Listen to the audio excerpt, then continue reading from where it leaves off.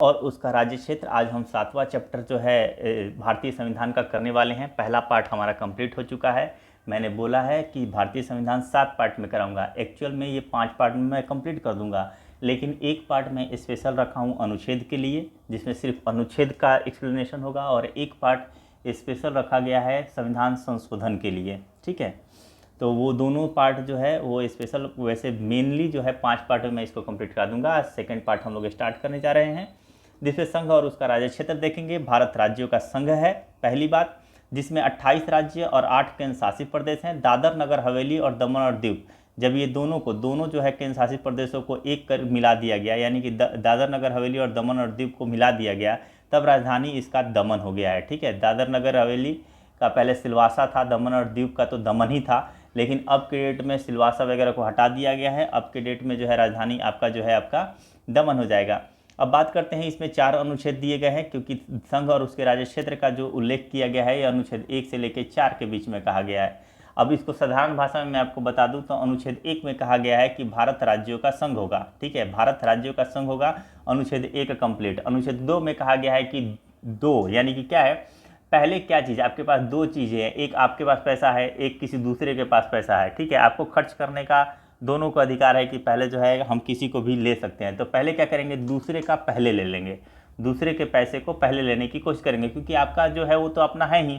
तो इसीलिए दूसरे में क्या है, दूसरे में जो ऐसे क्षेत्र जो अब तक भारत का हिस्सा नहीं है, जैसे कि पाकिस्तान अभी भारत का हिस्सा नहीं है, ठीक है, चाइना भी भारत का हिस्सा नहीं है। कल के डेट में पाकिस्तान बोले कि हमको भारत का एक अंग बनना है, तो भारत में जब पाकिस्तान को मिलाया जाएगा या चाइना को अगर भारत में मिलाया जाएगा कल के डेट में, तो ऐसे केस में क्या होगा, ऐसे केस में यह अनुच्छेद 2 के तहत उसको अपना अंग माना जाएगा। ठीक है, और अर्जित भूभाग के जितने भी पब्लिक होगी वो भी जो है वो भारत की नागरिक कही जाएगी। ये हम नागरिकता में पढ़ेंगे। खैर, अभी हम यहाँ पे देखते हैं कि यानी ऐसा क्षेत्र जो अब तक भारत का हिस्सा नहीं है, अगर वो भारत का हिस्सा बनता है तो वो आर्टिकल 2 के तहत, अनुच्छेद 2 के तहत बनेगा।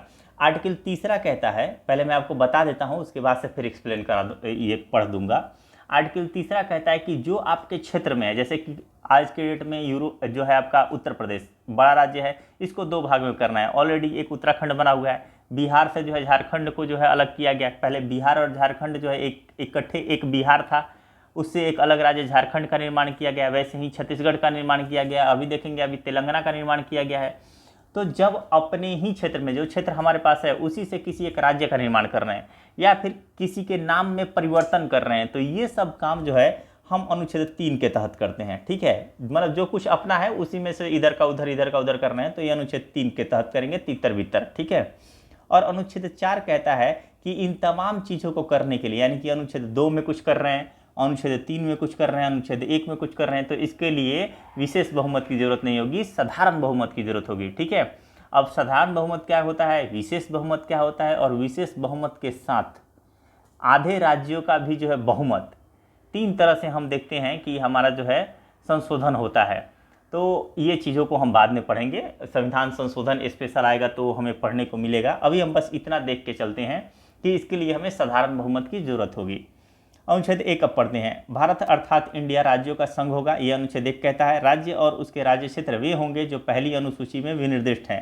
पहली अनुसूची जब आप देखेंगे तो उसमें भी लिखा गया है, पहले ही मैंने बताया भी था कि जो है 12 अनुसूचियाँ हैं, जिसमें पहला राज्य कहता है कि 28 राज्य और 8 केंद्र शासित प्रदेश होंगे। ठीक है, तो यही चीज़ें यहाँ पे मेंशन करता है। भारत के राज्य क्षेत्र में अर्जित किए गए अन्य राज्य क्षेत्र जो है समाविष्ट होंगे। दूसरा कहता है कि भारत की संसद को विधि द्वारा ऐसे निबंधनों और शर्तों पर जो वह ठीक समझे संघ में नए राज्य का प्रवेश या उसकी स्थापना की शक्ति प्रदान करता है। यानी कि 2 के तहत ही हम पाकिस्तान अगर किसी दिन कहेगा तो उसको भारत का अपना अंग मान लेंगे। ठीक है, तो ये 2 के तहत ही, यानी कि अगर हम किसी दूसरे भूभाग को अगर इसमें ऐड करते हैं तो हमारा अनुसूची 1 में भी हमारा जो है चेंजिंग होगा। ठीक है, अनुसूची 1 में भी होगा, साथ में देखेंगे आपका अनुच्छेद 2 में भी परिवर्तन करना पड़ेगा। ठीक है, तीसरा देखते हैं, नए राज्यों का निर्माण तथा वर्तमान राज्यों के क्षेत्रों सीमाओं, या तो क्षेत्र का परिवर्तन कर रहे हैं, कल के डेट में यूपी को 2 भागों में बांट दिए तो क्षेत्र परिवर्तित हो गया, एक दूसरा जो यूपी बनेगा उसी में से 2 भाग बटेगा, तो एक दूसरे का कुछ और नाम होगा। ठीक है, तो साथ में सीमाओं का निर्धारण करना पड़ेगा। नामों में परिवर्तन, अगर हम वर्तमान में किसी स्टेट का या किसी जगह का जो है नाम अगर चेंज करते हैं तो इसी के तहत करेंगे। नामों में परिवर्तन संसद विधि द्वारा कर सकती है। अनुच्छेद 4 दिया नहीं है, लेकिन आप समझ जाइए कि 2 और 3 या फिर इसमें संघ और राज्य क्षेत्र में अगर कुछ परिवर्तन कर रहे हैं तो इसके लिए हमें साधारण बहुमत की जरूरत होगी। आगे देखते हैं, भारतीय संविधान के भाग दिया हुआ है, ठीक है, भारतीय संविधान के भाग दिया हुआ है और साथ में अनुच्छेद की उसका कहाँ से कहाँ तक जो है उसके बारे में पढ़ना है। अब इसकी ज़रूरत कहाँ है? क्या हम 1 से लेके और जो है 395 तक अनुच्छेद रटेंगे? नहीं, बिल्कुल नहीं रटेंगे। हम क्या करेंगे, हमें एक आइडिया मिल जाता है, ठीक है, कि इसको देख लेने से भाग और उसके अनुच्छेदों को इसको तो रटना ही पड़ेगा, याद करना ही पड़ेगा। इससे हमें अंदाज़ा लग जाता है, जब हम एग्ज़ाम दे रहे होते हैं तो उसमें एलिमिनेशन मेथड का प्रयोग कर सकते हैं, ठीक है, छटनी कर सकते हैं अगर हमें ये याद रहेगा तो। संघ और उसके राज्य क्षेत्र का उल्लेख 1 से 4 तक है। नागरिकता की बात करेंगे तो 5 से 11 है। मौलिक अधिकार की बात करेंगे तो 11 के बाद 12 से लेकर आपका 35 तक है। और नीति निर्देशकता तो जो है ये 36 से लेकर 51 तक है। और 4 के क जो मूल कर्तव्य की बात करते हैं, जिसको 1976 के द्वारा 42वें संविधान संशोधन अधिनियम द्वारा रूस से लिया गया है मौलिक कर्तव्य, इसको जोड़ा गया, इसलिए 4 का क, ठीक है, 4 का क इसके तहत जो है एक अनुच्छेद आता है 51 का क, ठीक है। आगे देखते हैं, यहाँ पे संघ की बात करेंगे तो संघ जो हो जाएगा 52 से लेके जो है 151 तक जो है इसका उल्लेख है। राज्य की बात करेंगे तो राज्य का उल्लेख आपका भाग 6 में आता है, भाग 6 में आता है, और ये 152 से लेके 237 तक आता है। भाग 7 जो है इसमें क्या है कि पहली अनुसूची के भाग ख के राज्य, और आपको पता है कि जब राज्यों का पुनर्गठन किया गया था सबसे पहले जो है 1956 ईस्वी में जो किया गया था, उसके तहत 14 राज्य, ठीक है, 14 राज्य और जो है 6 केंद्र शासित प्रदेश जो है बनाए गए थे। 14 राज्य और 6 केंद्र शासित प्रदेश जो है स्थापित किए गए थे। उसी समय ये जो राज्यों का भाग था क, ख, ग और जो है घ, ठीक है, केंद्र शासित प्रदेश का एक अलग से रखा गया था। तो ये जो भाग में बटा हुआ था इसको निरसित कर दिया गया, खत्म कर दिया गया। तो इसके साथ ही ये पूरा खत्म हो जाएगा, इसको याद करने की जरूरत अब नहीं है। अब देखते हैं 8वां भाग संघ राज्य क्षेत्र की बात करता है, यानी कि जो है आपका केंद्र शासित प्रदेश की बात करता है। तो सबसे पहले आप क्या किए, केंद्र की बात किए, केंद्र से छोटा राज्य की बात किए, राज्य से छोटा संघ राज्य क्षेत्र की बात किए, ये 239 से लेकर 242। अब इससे भी छोटा क्या हो जाएगा आपका पंचायतें, नगर पालिका, और उससे छोटा सहकारी समिति। मतलब कि एकदम जो है जहाँ जिसके पास जो है एक तरह से शासन, प्रशासनिक शक्ति, प्रशासनिक जो है नीति बनाने की शक्ति है, जैसे केंद्र के पास है, राज्य के पास है, संघ राज्य क्षेत्र के पास है, पंचायतों के पास भी जो है कुछ स्वायत्ता होती हैं, नगर पालिकाओं के पास है, सहकारी समितियां भी जो है उससे छोटे लेवल का। तो यहाँ ऊपर से लेकर नीचे तक, यहाँ से लेकर यहाँ तक याद करने का कोई मतलब ही नहीं बनता है। आप बस क्रम याद रखो कि बड़ा कौन है, उससे छोटा कौन है, उससे छोटा कौन है, इस तरीके से। तो पंचायतें का क्या हो जाएगा, ये 243 से लेके 243 और 243 के जो है क से लेके 9 तक। इसका हिंदी याद करने से आप ये याद रखिएगा जो है आपका ओ तक, ठीक है, 243 के ए से लेके 243 के ओ तक, इसको 9 के जगह पे 243 के ओ कीजिए, ठीक है। अब ओ के बाद जो हो जाएगा आपका पंचायत के बाद नगर पालिका। नगर पालिका देखिए ये सब तीनों चीज़ें जो छोटी संस्थाएं हैं, चाहे पंचायती राज हो गया, नगर पालिका हो गया, सहकारी समिति, इन तीनों में पंचायती राज 243 से लेके 243 के ओ तक है। और फिर नगर पालिका की बात करेंगे तो 243 ओ के बाद क्या आता है, पी आता है। तो पी से लेके जेड जी तक, यह 6 का हो जाएगा जेड जी तक, ठीक है।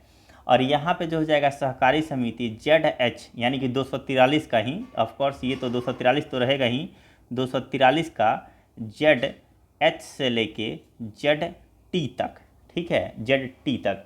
तो ये हो गया आपका सहकारी समिति तक, 243 है ये। तो आप इसी को याद रखेंगे, 243 से लेकर 243 के ओ, 243 के पी से लेकर जेड जी तक, और जेड एच से लेकर जेड टी तक। अब इससे छोटे में बात करेंगे तो अनुसूचित और जनजातीय क्षेत्र की बात आएगी, ठीक है, अनुसूचित और जनजातीय क्षेत्र, यानी कि पहले बड़ा से लेकर छोटा किया, अब क्या कैटेगराइज कर रहा है, ठीक है। तो अनुसूचित और जनजातीय क्षेत्र जो है 244 और 244 के क में है, 244 और 244 के क में है। संघ और राज्यों के बीच संबंध की बात करेंगे तो 245 से लेकर 263। संघ और राज्यों के बीच अगर संबंध की बात कर रहे हैं तो ये कहाँ से कहाँ तक हो जाएगा, ये आपका 245 से लेकर 263, ये बहुत बार आएगा तो ये ऐसे ही याद रहेगा आपको। ग्यारहवां में क्या है, एक और एक, यानी कि जो है संघ और राज्य, इसलिए भी याद रखिएगा एक और एक, ठीक है। और अनुसूचित और जनजातीय क्षेत्र का कैसे याद रखिएगा कि इसमें एक जीरो, यानी कि जीरो जहाँ पे लगा है पूरे एक से लेके आपके जितने भी भाग होंगे, तो 20 तो ऐसे ही ध्यान रखिएगा कि 20 तो नहीं होगा, और बाकी जो डिजिट्स में एक के साथ जीरो, और अनुसूचित और जनजातीय क्षेत्र की जो है वो प्राचीन भारत में कोई इनकी वैल्यू नहीं थी, जीरो वैल्यू थी, तो इसलिए एक के साथ जीरो, बस लिंक करने के लिए बता रहा हूँ। वित्त संपत्ति संविदाएं और वाद, जब वित्त संपत्ति, ठीक है, वित्त संपत्ति संविदाएं और वाद, एक से दो, सब कोई चाहता है कि पैसा क्या हो, उसका दिन दुगुना रात चौगुना हो, तो एक से दो हमेशा क्या हो, 1 रुपया 2 रुपया हो जाए, ठीक है, तो 1 2 यानी कि 12, इस तरीके से याद रखिएगा।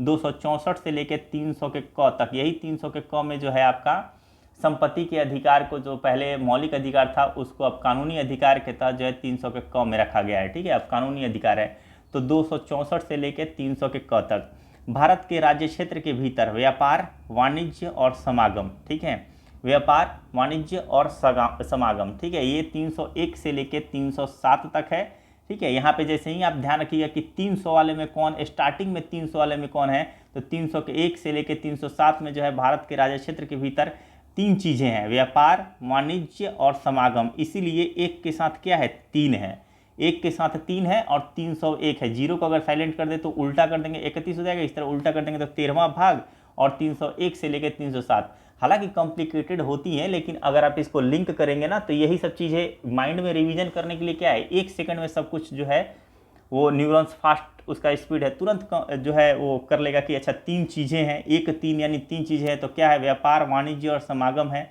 और 3 है यानी 300 वाला का स्टार्टिंग है, यानी 301 से लेकर 307 के बीच में है। संघ और राज्यों के अधीन सेवाएं, जो आपका बीपीएससी यूपीएससी की बात कर रहा है, ये किसके तहत आ जाएंगे, 308 से लेकर 323 के बीच में, 308 से लेकर 323, ठीक है, और ये हो जाएगा भाग 14। अब मैंने इसको क्या याद किया है, संघ की सेवा एक ही है, वो है यूपीएससी, कितने अक्षर का है, 4 अक्षर का है, तो मैं इसको साइलेंट कर लेता हूँ, क्योंकि मुझे पता है कि ये तो दहाई के अंक में तो है ही, और 24 हो नहीं सकता, ठीक है, उतना तो जाएगा ही नहीं, और यहाँ पे 1 4, तो इसलिए यूपीएससी 4 अक्षर का है, तो 14, आपको यही काम आएगा, छोटे छोटे ट्रिक्स। अब यहाँ पे देखेंगे 14 का क का क्या हो जाएगा, अधिकरण हो जाएगा, अधिकरण 223 का क, 223 का ख, ये जो ट्रिब्यूनल्स कहते हैं, जैसे कि आपका हरित ट्रिब्यूनल्स है, ठीक है, राष्ट्रीय हरित न्यायाधिकरण आपने सुना होगा, जिसका 2010 में जो है स्थापना हुआ था, तो ये सब अधिकरण का स्थापना, ट्रिब्यूनल्स का स्थापना, या फिर अगर बाई द वे कोई यूपीएससी या फिर कोई बड़ा अधिकारी अगर करप्शन करता है तो उनकी जो है शिकायतें इन्हीं के तहत होती है, और यही जो है यही ट्रिब्यूनल्स जो है जांच करती हैं, ठीक है। तो ये सब चीज़ों को आप अधिकरण मतलब स्पेस अधिकारों वालों को जो है ये अधिकरण के अंतर्गत आता है, ठीक है। अब फिर देखेंगे निर्वाचन, निर्वाचन जो है आपका 15 नंबर पे जो है ये आपका 324 से लेके 329, ध्यान रखेंगे 324 से लेके 329, 24 5 29, इसमें दोनों चीज़ आ जाता है, 24 5 29 हो जाता है, और इसीलिए 1 5 15 हो जाता है, तो 24 5 29, इसीलिए इसका जो है आर्टिकल जो भाग है वो 15 नंबर पे है, ठीक है। कुछ वर्गों के संबंध में विषय उपबंध, कुछ वर्गों स्पेशल वर्गों की बात कर रहा है, जैसे कि आपका ओबीसी कैटेगरी की बात करेगा इसमें, ठीक है, तो ये 330 से लेके और 342 के बीच में जो है इसका उल्लेख किया गया है। ये जो अल्पसंख्यक आयोग, पिछड़ा वर्ग आयोग, इस सब का जो स्थापना होता है ये इसी के तहत होता है। और आप जब देखेंगे आर्टिकल 16 क्या कहता है, आर्टिकल 16 भी आरक्षण की बात करता है, भाग 16 में भी जो है कुछ विशेष वर्गों के संबंध में उपबंध है, और ये 330 से लेकर 342 तक है। तो आप देखिए आर्टिकल के साथ भी अगर आपको चलो भाग नहीं याद है तो आप आर्टिकल याद रखो कि 16वें आर्टिकल में क्या है, तो आरक्षण की बात किया है, किसके आरक्षण की, तो यही जो मतलब कि जाहिर सी बात है आरक्षण किसको मिलेगा, तो उसमें जो है पिछड़ा वर्ग को मिलेगा, ठीक है, SC ST को मिलेगा, और वही SC ST और पिछड़ा वर्ग की जो है बात यहाँ पे किया है, ठीक है। ये कुछ वर्गों के संबंध में यहाँ पे देखिए एक अब इधर आया है आपका EWS, उससे पहले ये नहीं था, ठीक है, तो यहाँ पे SC ST और OBC की ही बात करेगा, ये कुछ वर्गों के संबंध में विशेष विषय उपबंध जो है दिया गया है, ये 16वें भाग में है। राजभाषा 17, ठीक है, राजभाषा 17 343 से लेके 351। अब देखेंगे ज़रा 7 का, ये देखिए 7 का जब क्यूब निकालेंगे ना 7 गुने 7 गुने 7 तो ये 343 आ जाता है। और 343 से लेकर 351, क्योंकि 352 सबको पता है कि ये आपातकाल से संबंधित है। ठीक है, 352 सबको पता रहता है कि ये आपातकाल से संबंधित है। 352 से 360 और बीच में 52 प्लस 8 इक्वल टू क्या हो जाएगा, इक्वल टू हो जाता है आपका जो है 60 हो जाता है। 52 प्लस 8 इक्वल टू 60, और मुझे तो यही 8 चाहिए क्योंकि 18 इकाई अंक तो मेरे को पता है। ठीक है कि एक तो होगा ही, साथ में 8, क्योंकि 52 से लेकर 60 तक जो है आपका आपात उपबंध रहेगा। प्रकीर्ण की बात करेंगे तो ये 2-3 चीज़ें आप भी रट लो, मैं भी याद किया हूँ। प्रकीर्ण की बात करेंगे तो 361 से लेकर 367 के बीच में है इसका उल्लेख। इसके आगे आर्टिकल जब आएंगे ना तो आपको समझ में आ जाएगा कि प्रकीर्ण क्या है। संविधान संशोधन ये एक ही आर्टिकल है 20, ठीक है 20 आर्टिकल 368 के तहत जो है संविधान संशोधन किया जाता है। अस्थायी संक्रमणकालीन और विशेष उपबंध 369 से लेकर 392 के बीच में है। जैसे किसी राज्यों को जो है विशेष राज्य का दर्जा देने की बात आती है तो इन्हीं आर्टिकल के बीच में जो है इन लोगों को मिलता है विशेष उपबंध। और विशेष राज्य का दर्जा मिलने का मतलब ये होता है कि अगर कोई सरकारी योजनाएं वगैरह आती हैं तो 90% जो है वो केंद्र सरकार उसमें वहन करती है, 10% ही राज्य को करना होता है। वैसे क्या होता है कि कहीं कहीं 50-50 होता है, कहीं कहीं 60-40 का जो है रेशियो लगाया जाता है किसी किसी योजना में। जो केंद्र प्रायोजित योजना होती है उसकी बात कर रहा हूँ, तो उसमें ज़्यादा फायदा हो जाता है। तो यही चीज़ें हैं अस्थायी संक्रमणकालीन और विशेष उपबंध। ठीक है, ये 369 से लेकर 392। और लास्ट के 22वां में क्या लिखा रहेगा, लास्ट में क्या होता है, संक्षिप्त नाम, यानी कि जो आपका संविधान का नाम, फिर प्रारंभ कब से हुआ इसकी बात, हिंदी में प्राधिकृत पाठ और निरसन। ये 393, 394, 395, ठीक है 393, 94, 95 ये इसमें दिया गया है।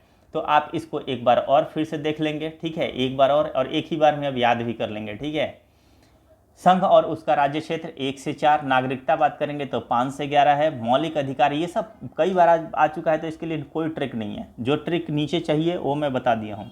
मौलिक अधिकार 12 से लेकर 35, नीति निर्णय तक तो 36 से लेकर 51। मूल कर्तव्य की बात करें तो आपका 4 का क, अब यहाँ से भाग भी 4 का क, और 51 के जो है क में रहेगा। संघ की बात करेंगे 5वां, ठीक है संघ 5वां 52 से लेके 151। और राज्य की बात करेंगे 6ठे नंबर पर 152 से लेके 237।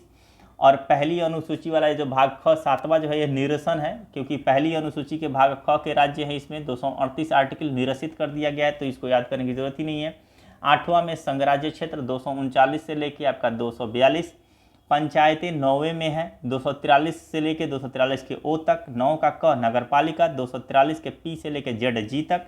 और 9 के ख में सहकारी समितियां, ठीक है 243 का जो है जेड एच से लेकर जेड टी तक।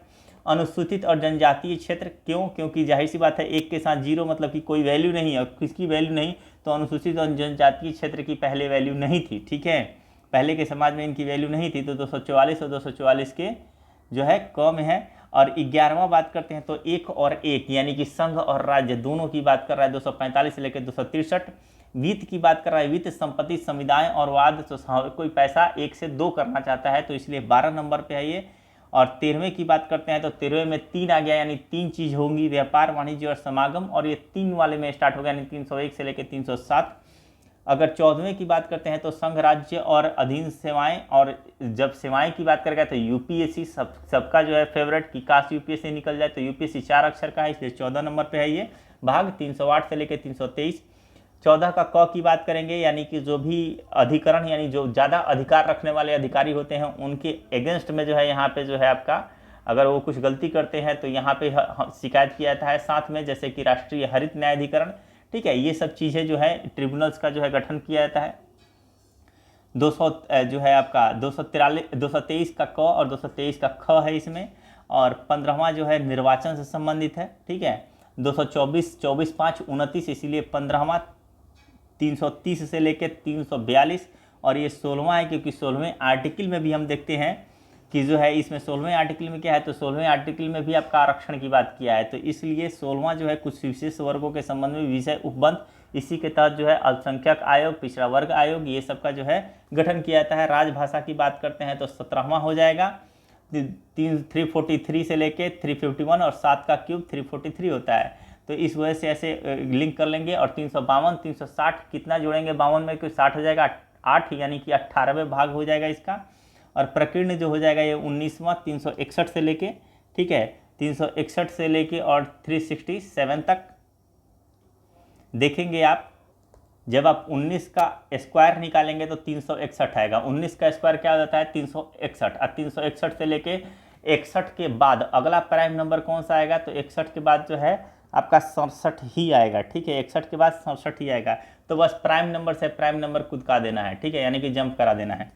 तो 19 का स्क्वायर 361 और यहाँ से 367 तक जाएगा। 20वां जो है संविधान संशोधन 368 सबको पता है। अस्थायी संक्रमणकालीन और विशेष उपबंध 369 से लेकर 392, ठीक है, ये 21वें में है। और 22वें में संक्षिप्त नाम प्रारंभ हिंदी में प्राधिकृत पाठ जो 393 से लेकर 395 तक है, और इसके बारे में निरसन की बात कही गई है। अब आगे चलते हैं, राज्यों का पुनर्गठन। ये बिल्कुल याद कर लेने वाली चीज़ है, ताकि अगर आपको जो है क्वेश्चन आएगा तो उसमें आप एलिमिनेट कर सकते हैं, ठीक है। अगर बाई द बात कर देगा कि किसी राज्यों के विशेष उपबंध का, और ऑप्शन दे दिया आपका 356 तो नहीं देगा, सबको पता है। 300 जो है, मान लो कि आप यहाँ पे हो, किसी राज्य के विशेष उपबंध की बात कर रहा है, और दे दे कि 214, 217, 300 जो है 379, 389, तो आपको पता है कि हाँ कौन सा इसमें आके कौन सा इस रेंज में आएगा और कौन सा नहीं आएगा। तो ये 376, ठीक है। तो आप 376 के तहत ही वैसे विशेष उपबंध दिए गए हैं। हम लोग उस आर्टिकल को भी अच्छे से देखेंगे। खैर आगे देखते हैं। आप लोग समझ गए कि क्या कहना चाह रहा हूँ। बाकी आप इसका जो है जो इसका महत्व है वो आगे आप देखेंगे। राज्यों का पुनर्गठन की बात करेंगे।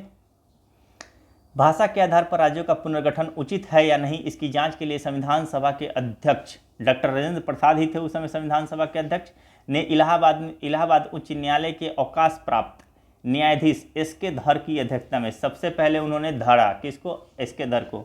इसकी अध्यक्षता में एक 4 सदस्यीय जो है आयोग की नियुक्ति की गई, और आयोग ने भाषा के आधार पर राज्यों के पुनर्गठन का विरोध किया और प्रशासनिक सुविधा के आधार पर राज्यों के पुनर्गठन का समर्थन किया। यानी इसने कहा कि जो है राज्यों का पुनर्गठन होना चाहिए, लेकिन उसका आधार जो है वो जो है आपका भाषा नहीं होना चाहिए। भाषा जो है आधार नहीं होना चाहिए। आधार क्या होना चाहिए, प्रशासनिक सुविधा यहाँ पे आधार होना चाहिए, ठीक है। धर आयोग के निर्णय की परीक्षा करने के लिए, धन आयोग के निर्णयों की जो है परीक्षा करने के लिए कि क्या ये जो भी रिजल्ट जो भी इन्होंने रिपोर्ट दिया वो सही है या गलत, इसके लिए कांग्रेस कार्य समिति ने अपने जयपुर अधिवेशन में JPV, ठीक है, जवाहरलाल नेहरू, पी से हो जाएगा पट्टाभी सीतारामैया, भी से हो जाएगा वल्लभ भाई पटेल, कौन सा JPV की एक समिति का गठन किया। इस समिति ने भाषाई आधार पर राज्यों के पुनर्गठन की मांग को खारिज कर दिया कि भाई राज्यों के पुनर्गठन की मांग जो है नहीं होनी चाहिए, भाषाई आधार पर नहीं होनी चाहिए, ठीक है। भाषाई आधार पर जो राज्यों का मांग हो रहा है कि अलग अलग राज्य भाषा के आधार पर दे दिया जाए, तो ये कतई गलत होगा, ठीक है, ये किसी भी तरीके से सही नहीं होगा, इसलिए इसको इसने खारिज कर दिया। अब बात करते हैं आगे रेड बॉक्स उधर का, हम बस इसको कंप्लीट करने के बाद करते हैं। नेहरू, पटेल और सीतारामैया यानी कि JPV समिति की रिपोर्ट के बाद मद्रास राज्य के तेलुगु भाषियों ने पोट्टी श्रीरामुलु के नेतृत्व में आंदोलन प्रारंभ कर दिया, ठीक है। 58 दिन के आमरण अनशन के बाद 15 दिसंबर 1952 ईस्वी को जो है रामुलु की जो है मृत्यु हो गई। कब, 15 दिसंबर 1952 ईस्वी। रामुलु की मृत्यु के बाद प्रधानमंत्री नेहरू ने तेलुगु भाषियों के लिए पृथक आंध्र प्रदेश के गठन की घोषणा कर दी, और 1 अक्टूबर 1953 ईस्वी को आंध्र प्रदेश राज्य का गठन हो गया। यह राज्य स्वतंत्र भारत में भाषा के आधार पर गठित होने वाला पहला राज्य था। उस समय आंध्र प्रदेश की राजधानी जो है कर्नूल थी। राज्य पुनर्गठन आयोग के यानी कि पहला जो है भाषा के आधार पर मजबूरन भाषा के आधार पर जो है आंध्र प्रदेश का गठन करना पड़ गया जवाहरलाल नेहरू को। कब, 1 अक्टूबर 1953 ईस्वी को। राज्य पुनर्गठन आयोग के अध्यक्ष फजल अली थे, ठीक है। राज्य पुनर्गठन आयोग के अध्यक्ष कौन थे, फजल अली। इनके अन्य सदस्य जो थे वो हृदयनाथ कुंजरू और सरदार KM पन्नीकर थे। तो एक फजल अली, दूसरे हृदयनाथ कुंजरू, ठीक है, कुंजरू, और तीसरे थे वो थे आपके KM पन्नीकर।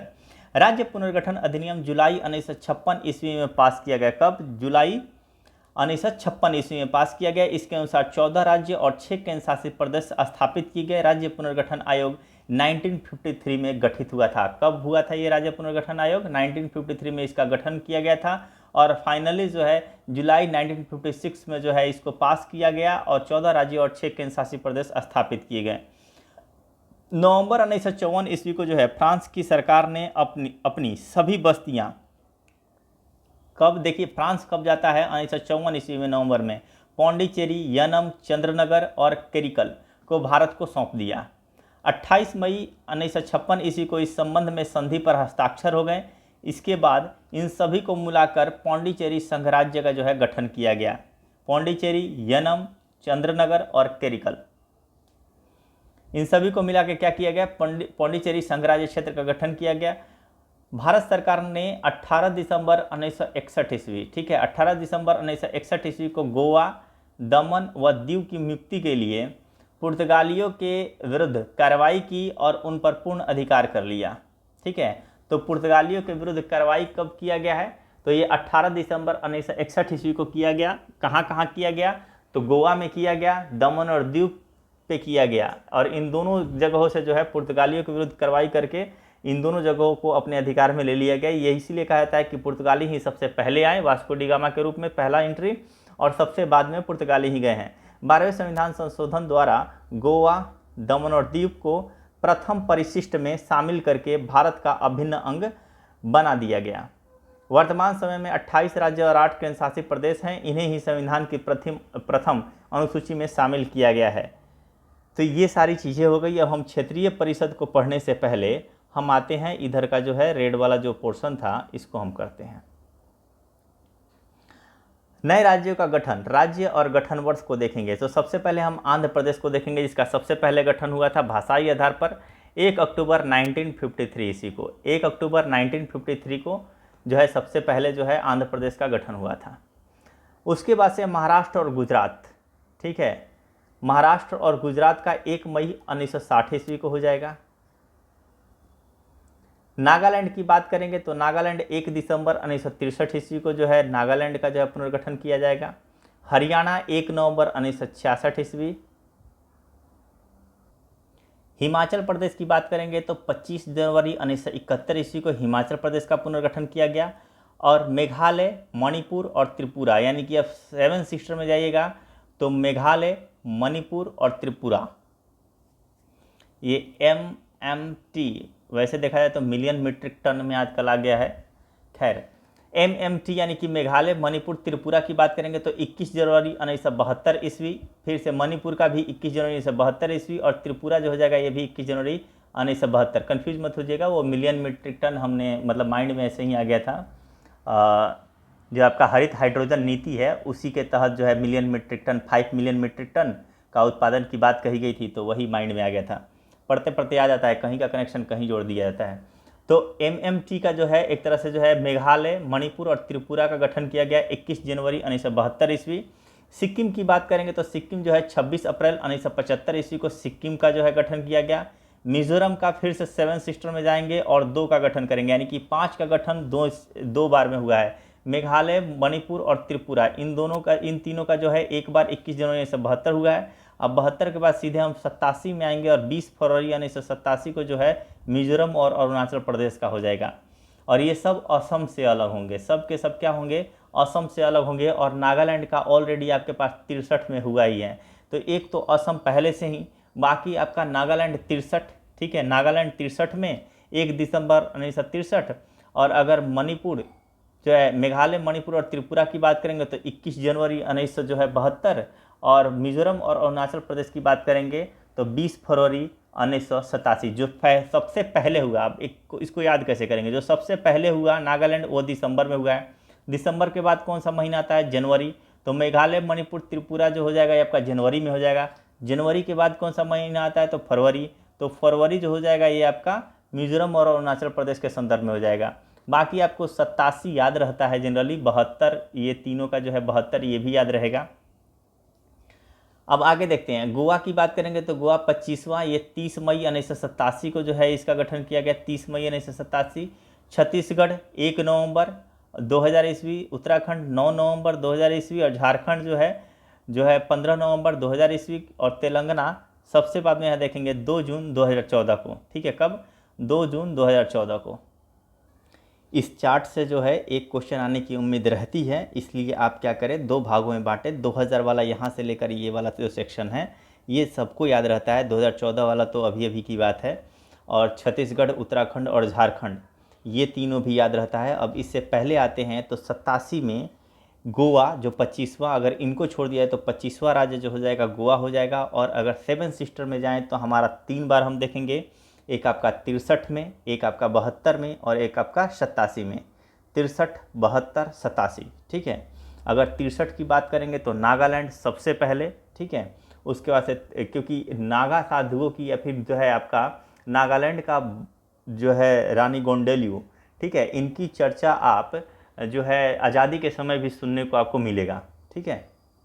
तो इसीलिए 63 का संबंध जो सबसे पहले हुआ 63, 72 और 87 में, तो सबसे पहले देखेंगे दिसंबर 63 में जो हो जाएगा आपका जो हो जाएगा नागालैंड, और दिसंबर का अगला महीना जनवरी, और इधर याद में आपको जो है 72 याद रखना है। तो 1972 में 3 MMT यानी कि मेघालय, मणिपुर और त्रिपुरा। वैसे भी जब आप देखेंगे ना तो मेघालय, मणिपुर, त्रिपुरा इसको इस तरीके से याद रखेंगे MMT से तो ज़्यादा ईजी रहेगा।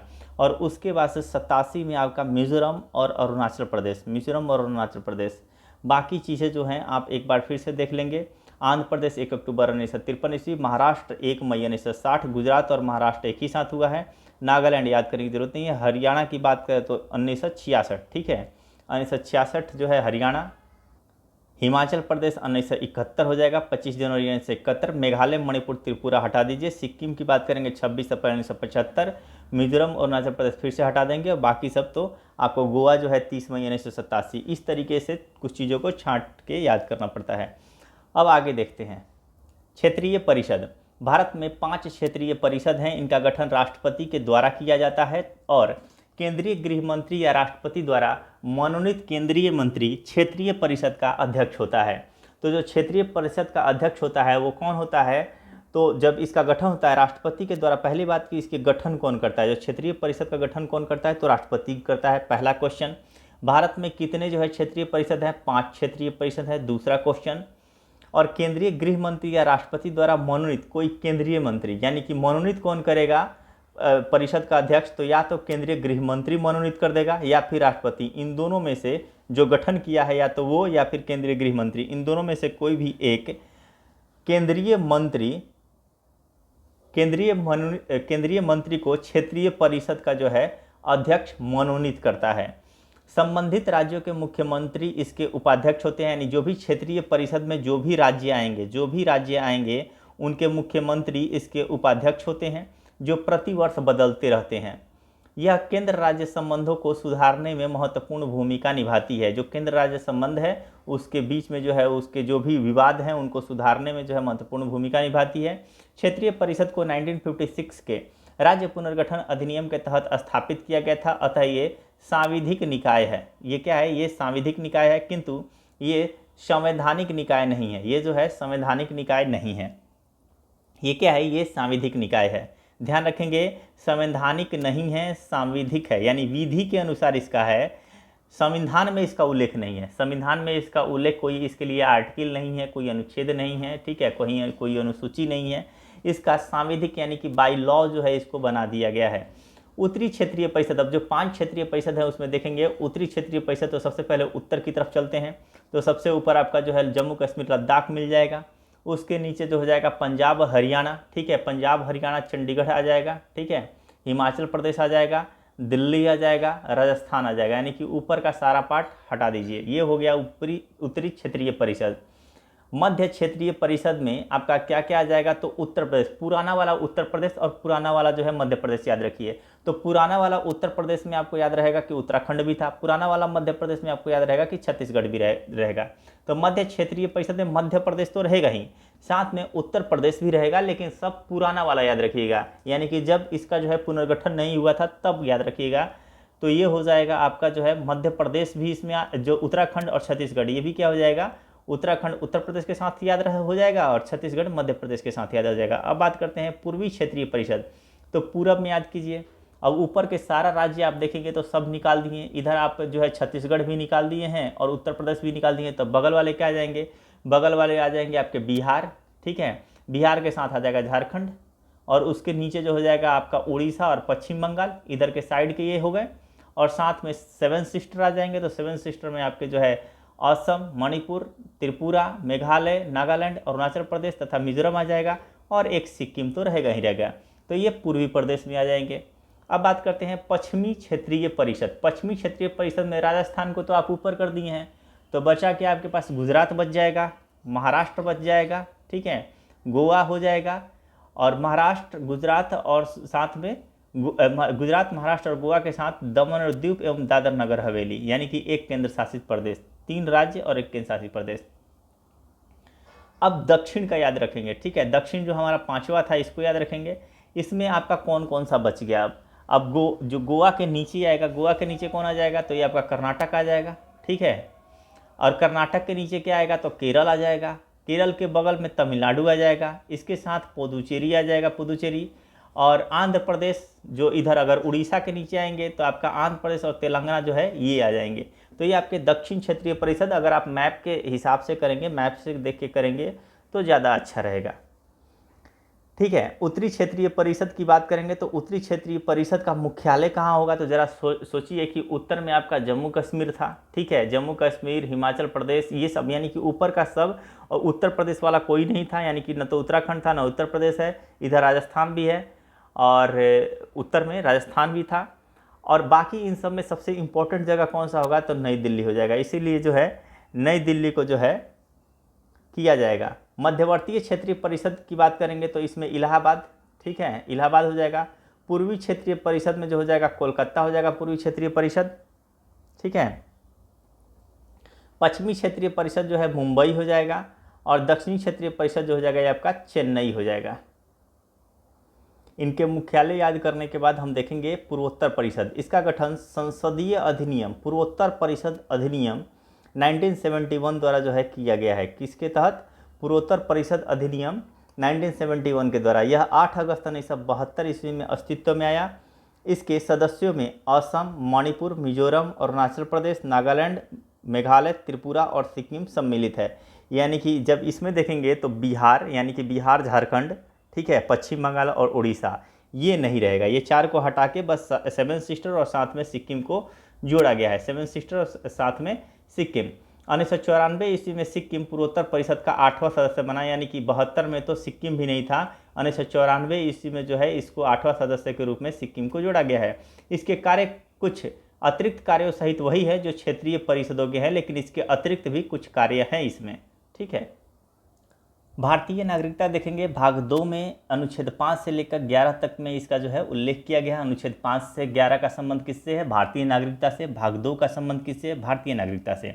भारत में एकल नागरिकता का प्रावधान है, जैसा कि ब्रिटेन में है। अमेरिका में जो है दोहरी नागरिकता का प्रावधान है, लेकिन ब्रिटेन में हो गया, भारत में हो गया, ठीक है, यहाँ पे एकल नागरिकता का प्रावधान है।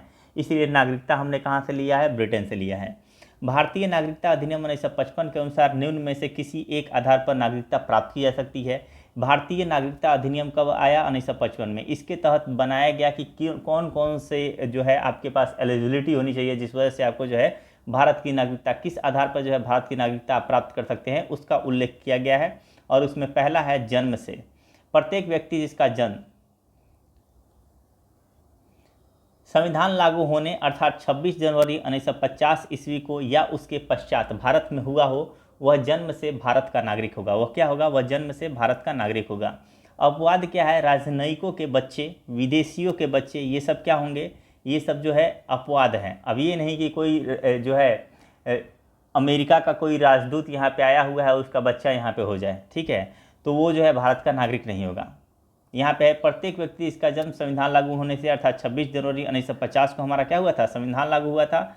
और इसके बाद हालांकि नागरिकता वाले जो कानून थे, यानी कि 5, 6, 7, 8, 9, ठीक है, ये जो 5, 6, 7, 8, 9 ये आर्टिकल 5 से लेकर 9 तक वाले ये आपके 26 नवंबर 1949 को ही लागू कर दिए गए थे, ठीक है। और बाकी सारे जो भी इसके साथ साथ टोटल 15 अनुच्छेद ऐसे थे जिनको जो है 1949 में ही लागू कर दिया गया था। और शेष बाकी जितने भी, यानी कि पूरे संविधान को लागू किया गया था आपका 24 जनवरी 1950, तो इसको लिया गया है यहाँ पे 24 जनवरी 1950 लिया गया है, या उसके पश्चात अगर भारत में हुआ हो तो वह जन्म से भारत का नागरिक होगा। अब देखते हैं वंश परंपरा द्वारा नागरिकता। भारत के बाहर अन्य देश में 26 जनवरी 1950 के पश्चात जन्म लेने वाला व्यक्ति भारत का नागरिक माना जाएगा। यानी अगर भारत के बाहर किसी अन्य देश में, ठीक है, भारत के बाहर किसी अन्य देश से, मान लेते हैं कि अमेरिका है या फिर कनाडा है या फिर कोई भी देश है, वहाँ पे अगर 26 जनवरी 1950 के पश्चात अगर कोई व्यक्ति जो है या फिर कोई बच्चा अगर जन्म लेता है तो वो भी भारत का नागरिक माना जाएगा, यदि उसके जन्म के समय उसके माता पिता में से कोई भारत का नागरिक हो। यानी दोनों में से कोई भी अगर एक भारत का नागरिक होगा तो उसके बच्चे को भी भारत की नागरिकता मिल जाएगी। माता की नागरिकता के आधार पर विदेश में जन्मे विदेश में जन्म लेने वाले को नागरिकता प्रदान करने का प्रावधान नागरिकता संशोधन अधिनियम 1992 द्वारा किया गया है। यानी 1992 से अगर पिता होगा भारत का नागरिक तभी माना जाएगा वो बच्चा भारत का नागरिक। अदरवाइज अगर माता बाय द वे भारत की नागरिक है और पिता जो है वो अगर विदेशी है, कोई अगर यहाँ की महिला जाके अमेरिकी से शादी कर लेता है या फिर कोई किसी अन्य देश के जो है वहाँ के नागरिकता प्राप्त किसी युवक से शादी कर लेती है, तो उसके द्वारा जो जन्म लिया हुआ बच्चा भारत का नागरिक नहीं माना जाएगा। लेकिन 1992 ईस्वी में जो है 1992 में यह अधिनियम आया कि अगर माता भारत की नागरिक है और पिता विदेशी है तो भी उसका बच्चा जो है भारत का नागरिक माना जाएगा। देशीयकरण द्वारा नागरिकता। भारत सरकार से देशीयकरण का प्रमाण पत्र प्राप्त कर भारत की नागरिकता प्राप्त की जा सकती है। तो एक देशीयकरण हो गया। पंजीकरण द्वारा रजिस्ट्रेशन करा के निम्नलिखित वर्गों में आने वाले लोग पंजीकरण के द्वारा भारत की नागरिकता प्राप्त कर सकते हैं। तो कौन कौन से? वे व्यक्ति जो पंजीकरण द्वारा यानी रजिस्ट्रेशन प्रार्थना पत्र देने की तिथि से 6 माह पूर्व से भारत में रह रहे हो, यानी कि 6 माह पूर्व से रह रहे हो और फिर रजिस्ट्रेशन अपना कर दिए, ठीक है। वे भारतीय, दूसरा है कि वे भारतीय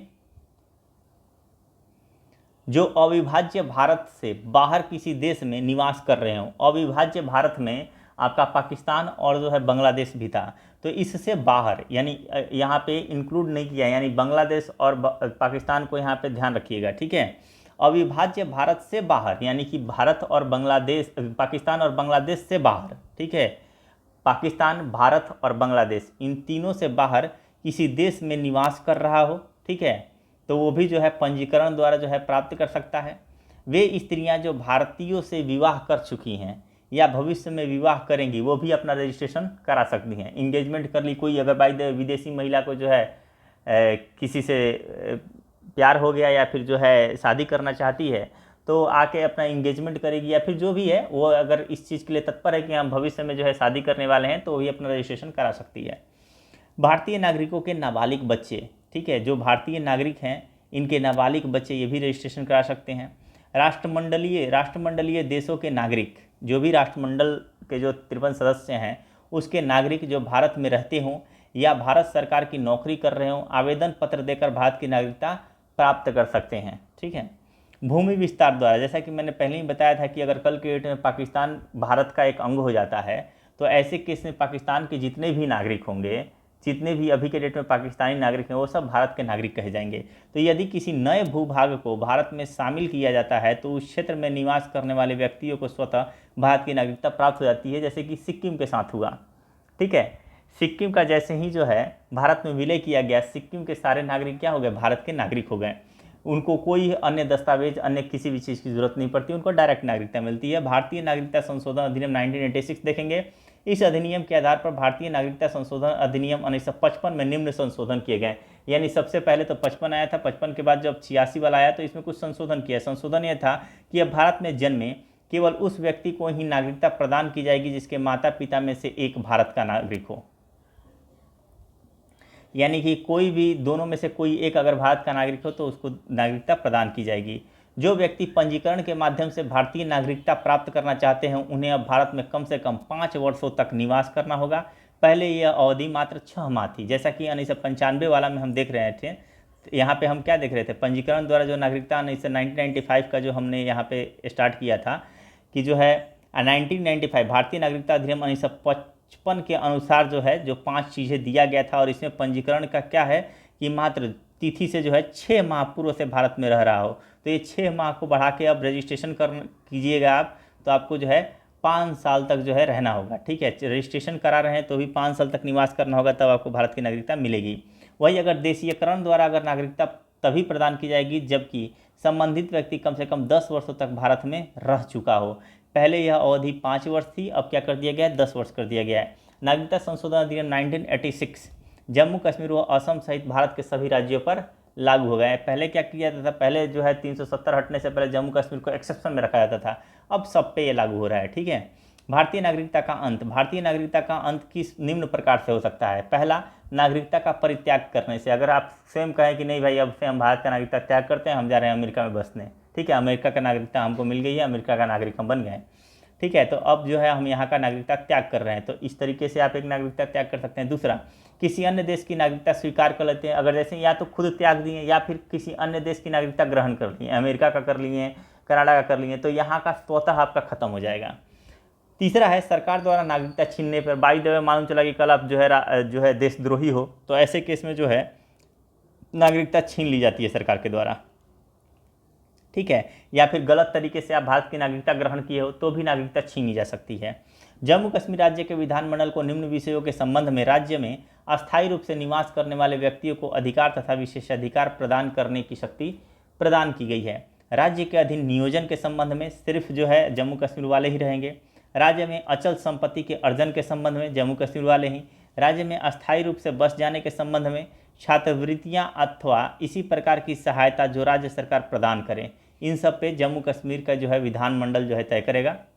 यानी एक तरह से कह सकते हैं कि जो ऑलरेडी, ठीक है, जो अस्थायी रूप से निवास करने वाले व्यक्तियों को ही अधिकार तथा विशेष अधिकार प्रदान करने की शक्ति दिया गया है जम्मू कश्मीर के राज्य के विधानमंडल को। ठीक है, तो इन सब चीज़ों को ध्यान रखेंगे। ठीक है, कि ये सारी चीज़ें जो हैं अभी भी इनके कंट्रोल में हैं।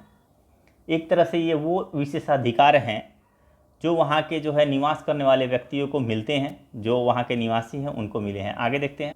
ये विशेष राज्य का जो है एक तरह से आप ये मत समझिए कि 370 हट गया तो आप जाके बच सकते हैं। अभी भी अगर आप उत्तराखंड में भी ज़मीन ले रहे हैं बाहरी होके, तो कुछ सवा नाली जो है आप ले सकते हैं, इससे ज़्यादा नहीं ले सकते हैं। सवा नाली कुछ ज़्यादा मतलब कि 2600 फीट के स्क्वायर फीट के आसपास होता है, 2600 या फिर 2400, यही, इससे ज़्यादा नहीं होता है। एग्जैक्ट पता नहीं, लेकिन सवा नाली जो है आप ले सकते हैं। और ये कुछ ज़्यादा भी नहीं होता, मुझे पता है कि ये 2200 से लेकर 2600 के बीच में ही कुछ आंकड़ा आता है। उतना ही स्क्वायर फीट जो है आप वहाँ पे भी भूमि ले सकते हैं। हिमाचल प्रदेश में तो वो भी आप नहीं ले सकते हैं, ठीक है, उसमें और पाबंदियाँ हैं। और जम्मू कश्मीर में वैसे ही पाबंदी लगाई गई है। बस 370 हटने का ये मतलब हुआ अभी तत्काल में कि अगर भारत सरकार कोई भी अगर अभी लॉ लेके आती है तो वो लॉ, वो कानून जो है जम्मू कश्मीर पे भी लागू होते हैं, ये मतलब है। लेकिन फिर भी उसे विशेषाधिकार, कुछ विशेषाधिकार वहाँ के जो है विधानमंडल को दिया गया है। अब आप बात करते हैं मौलिक अधिकार का। इसे संयुक्त अमेरिका के संविधान से लिया गया है, पहली बात तो यही हो गई। दूसरा, इसका वर्णन संविधान के भाग 3 में अनुच्छेद 12 से लेके 35 में किया गया है। संविधान के भाग 3 को भारत का अधिकार पत्र, क्योंकि अधिकार मिलता है इसे नागरिकों को, इसलिए भारत का अधिकार पत्र कहा जाता है। इसे मूल अधिकारों का जन्मदाता भी कहा जाता है। ठीक है, भाग 3 को क्या कहा जाता है, मूल अधिकारों का जो है जन्मदाता भी कहा जाता है। फिर देखेंगे मैग्ना कार्टा एक फ्रांसीसी शब्द है, प्रयोग इसका इंग्लैंड में हुआ था। ये क्या है, मैग्ना कार्टा क्या है, मैग्ना कार्टा एक फ्रांसीसी शब्द है। मतलब मैग्ना कार्टा के बारे में एक बता दिया अलग से कि एक्चुअल में मैग्ना कार्टा बार बार सुनते हैं, मैग्ना कार्टा होता क्या है, तो ये एक फ्रांसीसी शब्द है बस। मौलिक अधिकारों में संशोधन हो सकता है एवं राष्ट्रीय आपात के दौरान, यानी अनुच्छेद 352, ठीक है, जब अनुच्छेद 352, यानी कि 356 और 360 की बात नहीं कर रहा है, स्पेशली बात कर रहा है राष्ट्रीय आपात का जो 352 के तहत लगता है। तो एवं राष्ट्रीय आपात के दौरान जीवन एवं व्यक्तिगत स्वतंत्रता के अधिकार को छोड़कर अन्य मौलिक अधिकारों को स्थगित किया जा सकता है। यानी अगर बात करें ये व्यक्तिगत स्वतंत्रता का, तो जीवन और व्यक्तिगत स्वतंत्रता, तो ये हो जाएगा आपका 20 और 21, ये 2 आर्टिकल पे जो है आपातकाल के दौरान भी जो है इसको स्थगित नहीं किया जा सकता है। बाकी सारे आर्टिकल जो है वो स्थगित हो जाते हैं। ठीक है, ये असीमित नहीं है लेकिन वाद योग्य होते हैं। राज्य उन पर युक्ति युक्त प्रतिबंध लगा सकता है। प्रतिबंध का कारण उचित है या नहीं, इसका निर्णय अदालत करती है। तो ये असीमित नहीं है। ठीक है, ये पहली बात, ये वाद योग्य है। अगर आप लगा रहे हो तो आपको सरकार को ये बताना पड़ेगा कि क्यों लगा रहे हैं, क्या ये वाकई जो है अभी युक्ति युक्त है कि नहीं, यानी कि अभी जो है जो भी हम आपातकाल जो लगा रहे हैं, क्या वैसी स्थिति वैसी परिस्थिति अभी है देश में या नहीं, ये अदालत को बताना पड़ेगा। ठीक है, और इसका निर्णय भी जो है अदालत करती है कि जो भी प्रतिबंध जो लगाया जा रहा है सेंट्रल गवर्नमेंट के तहत वो क्या सही है या गलत। मौलिक अधिकारों की सुरक्षा के लिए व्यक्ति उच्च न्यायालय में 226 के तहत जाएगा। आर्टिकल 226 के तहत जो है मौलिक अधिकारों के हनन होने पे व्यक्ति कहाँ पहुँच जाएगा, उच्च न्यायालय में। और उच्चतम न्यायालय अनुच्छेद 32 के तहत जो है उच्चतम न्यायालय पहुँच जाएगा। ठीक है, अगर किसी के मौलिक अधिकारों का हनन होता है तो इसके तहत जा सकता है। पीड़ित व्यक्ति सीधे उच्चतम न्यायालय भी जा सकता है, उसको जरूरी नहीं है कि पहले जो है उच्च न्यायालय में जाके अपील करवाएं और फिर उच्चतम न्यायालय, ऐसी कोई जरूरत नहीं है, डायरेक्ट पहुँचो उच्चतम न्यायालय। ठीक है, आर्टिकल 32 का सहारा लेकर। यह आवश्यक नहीं है कि केवल उच्च न्यायालय के खिलाफ ही वहां अपील को लेकर जाया जाए। मूल संविधान में 7 मौलिक अधिकार थे, लेकिन 44वें संविधान संशोधन अधिनियम 1978 के द्वारा संपत्ति का अधिकार जो अनुच्छेद 31 एवं अनुच्छेद 19 के 1 के एफ में है, ठीक है, अनुच्छेद 19 के 1 के एफ में था, को मौलिक अधिकार की सूची से हटाकर इसे संविधान के भाग 12 में अनुच्छेद 300 के क के अंतर्गत कानूनी अधिकार के रूप में रखा गया है। ये बात ध्यान रखिएगा। यहाँ पे देखते हैं 1931 में कराची अधिवेशन अध्यक्ष थे सरदार वल्लभ भाई पटेल। में कांग्रेस ने घोषणा पत्र में मूल अधिकारों की मांग की थी। ठीक है, और मूल अधिकारों का प्रारूप जवाहरलाल नेहरू ने बनाया था। तो मूल अधिकारों की मांग कब की गई थी? 1931 के कराची अधिवेशन में। किसके द्वारा प्रारूप बनाया गया था? तो जवाहरलाल नेहरू के द्वारा। उस समय अध्यक्षता कौन कर रहा था? तो सरदार वल्लभ भाई पटेल। अब मौलिक अधिकार जो होते हैं, जो अभी के डेट में 6 हैं, क्योंकि 7 थे तो उसमें संपत्ति का अधिकार 7 से संपत्ति का अधिकार हट गया, तो अभी के डेट में 6 हैं। समता या समानता का अधिकार जो अनुच्छेद 14 से लेकर 18 है, और स्वतंत्रता का अधिकार अनुच्छेद जो है आपका 19 से लेकर 22 के बीच में है, और शोषण के विरुद्ध अधिकार अनुच्छेद 23 से लेकर 24 है। धार्मिक स्वतंत्रता का अधिकार अनुच्छेद 25 से लेकर 28 है। संस्कृति और शिक्षा संबंधी अधिकार जो है अनुच्छेद 29 और 30, और संवैधानिक उपचारों का अधिकार अनुच्छेद 32 में है। समता या समानता का अधिकार की बात करेंगे तो सबसे पहले उसमें ये कहाँ से कहाँ तक है? ये 14 से लेके 18 तक है। तो सबसे पहले आर्टिकल 14 देखते हैं। ये बोलता है कि विधि के समक्ष समता। इसका अर्थ यह है कि राज्य सभी व्यक्तियों के लिए एक समान कानून बनाएगा तथा उन पर एक समान लागू होगा। ठीक है, समता तथा समानता, समता और समानता का अंतर समझिए। ठीक है, बहुत इंपॉर्टेंट है समता और समता या समानता का अधिकार। तो यहाँ पे देखिए, समता तो बता दिया है, समानता, दोनों में ये कहीं ना कहीं कुछ डिफरेंस है। अभी 2 शब्द का प्रयोग किया है कि समता या समानता का अधिकार। तो देखिए, अब ये आप कल के डेट में नहीं कह सकते हैं कि भैया तुम तो आईएएस अधिकारी, वो भी एक इंसान है, हम भी एक इंसान है, कृषक हैं, तो क्या हुआ, हमको भी 4 बॉडीगार्ड चाहिए।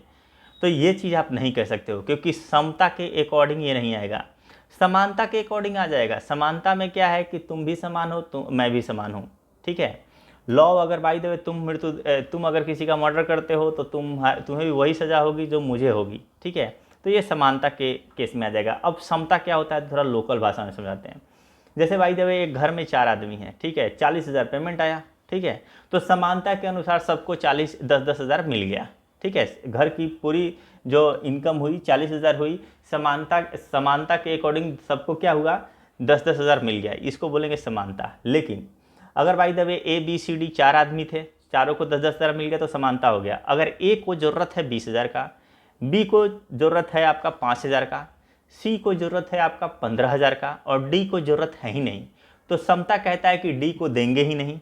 ठीक है, और ABC जिसको जितनी ज़रूरत है उसको उतना दे देंगे। अगर 40,000 है और सबकी ज़रूरतें पूरी हो रही हैं और एक को बिल्कुल ज़रूरत नहीं है तो उसको नहीं देंगे। इसको बोलते हैं समता, यानी ज़रूरत जिसको है उसको देंगे।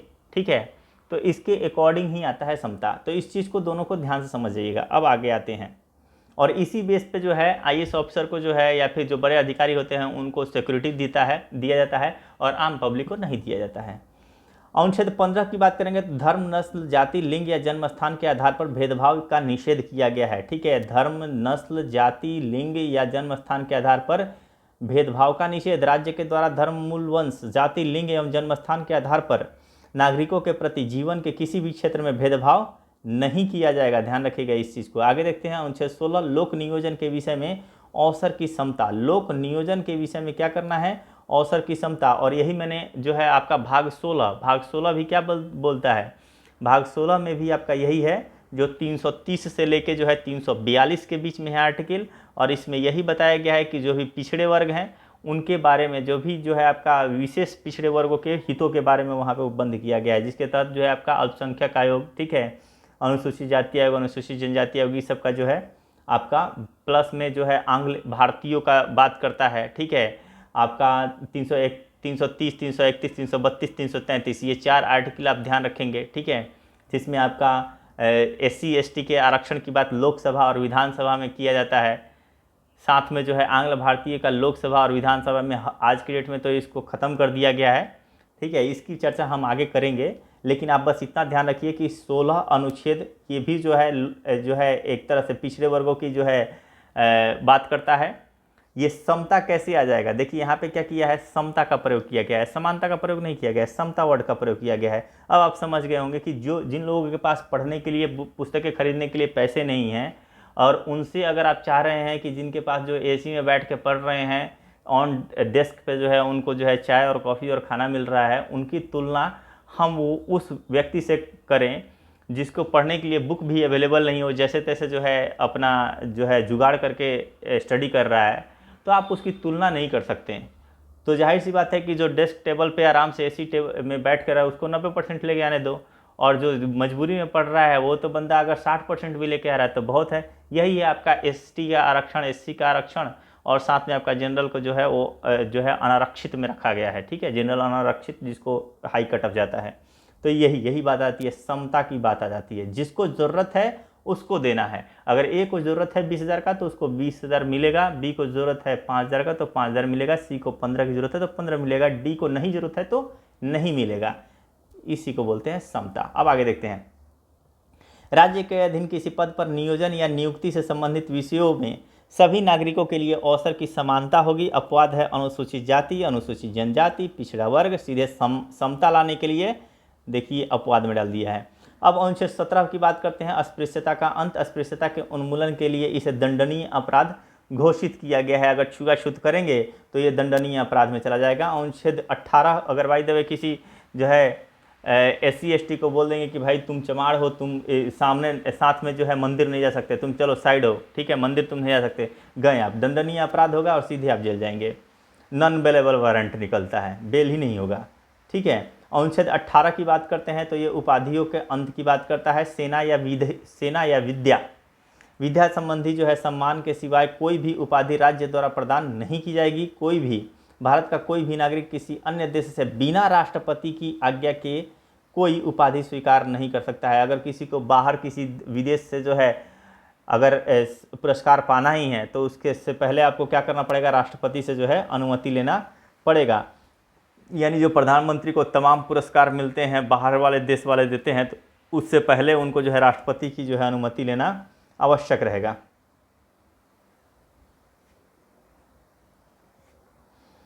भारत सरकार द्वारा भारत रत्न, पद्म विभूषण, पद्म भूषण, पद्म श्री एवं सेना द्वारा जो है परमवीर चक्र, महावीर चक्र, वीर चक्र आदि पुरस्कार अनुच्छेद 18 के तहत ही दिए जाते हैं।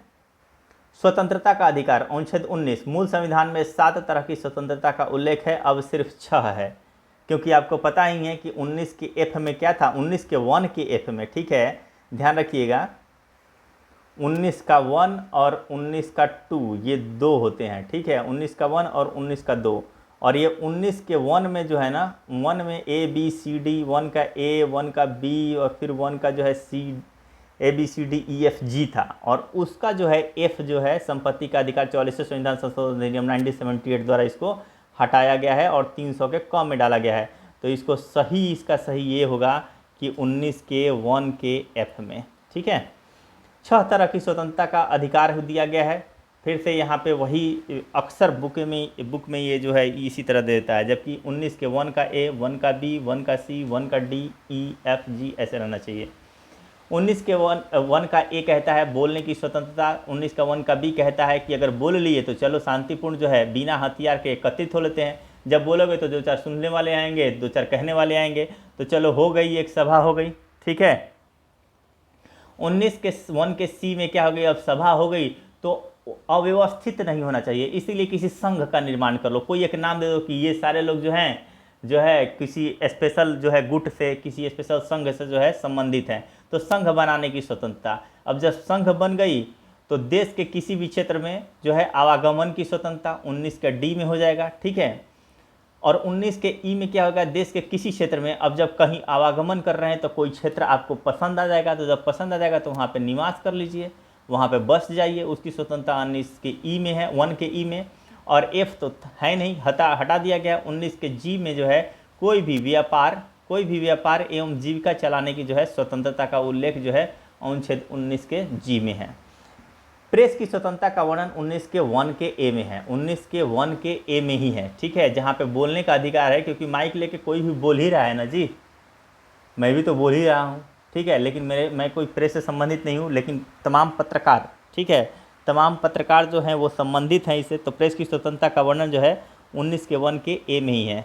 मुझे लगता है कि आप लोग को जो है बारिश की आवाज़ आ रही होगी, विंडो बंद करना पड़ेगा। अनुच्छेद 20 की बात करते हैं। अनुच्छेद 20 में अपराधों के लिए दोषसिद्ध के संबंध में संरक्षण का प्रावधान किया गया है, ध्यान रखेंगे। इसके तहत 3 प्रकार की स्वतंत्रता का वर्णन है। कौन से 3 प्रकार का? अनुच्छेद 20 में 3 प्रकार की स्वतंत्रता का वर्णन है। किसी भी व्यक्ति को एक अपराध के लिए सिर्फ एक बार सजा होगी। एक अमिताभ बच्चन का कोई मूवी था, मुझे ध्यान नहीं है, और लेकिन उसमें क्या था कि उसे किसी के मर्डर के इल्ज़ाम में उसे 20 वर्ष का सज़ा हुआ था, और फिर वो 20 वर्ष बाद देखता है कि किसी की आवाज़ सुनता है, तो उसे ध्यान आता है कि अरे इसी के मौत की सज़ा का तो इसी के मौत का तो सज़ा मैं भुगत के आ रहा हूँ, और फिर वो जाके कोर्ट के अंदर उसको मारता है, उसे सज़ा नहीं होती क्योंकि उसकी सज़ा वो भुगत चुका है, ठीक है। तो ये चीज़ें अमिताभ बच्चन का ही शायद मूवी था, और नाम मुझे नहीं पता, सॉरी, लेकिन एक तरह से एग्जाम्पल के तौर पे याद है तो इसलिए बता दिया। अपराध करने के समय जो कानून है उसी के तहत सज़ा मिली। अब इसका मतलब ये नहीं कि आप जाके मूवी सर्च कीजिएगा और फिर उसको देखिएगा 3 घंटा, ठीक है। होता है कभी कभी बीच में आ गए तो चले गए मूवी देखने के लिए कि किसमें जो है अमिताभ बच्चन ने जाके कोर्ट में जो है जान से मारा था और सज़ा नहीं हुई थी। तो कोई ज़रूरत नहीं है, एग्जाम में नहीं आने वाला उस मूवी का नाम।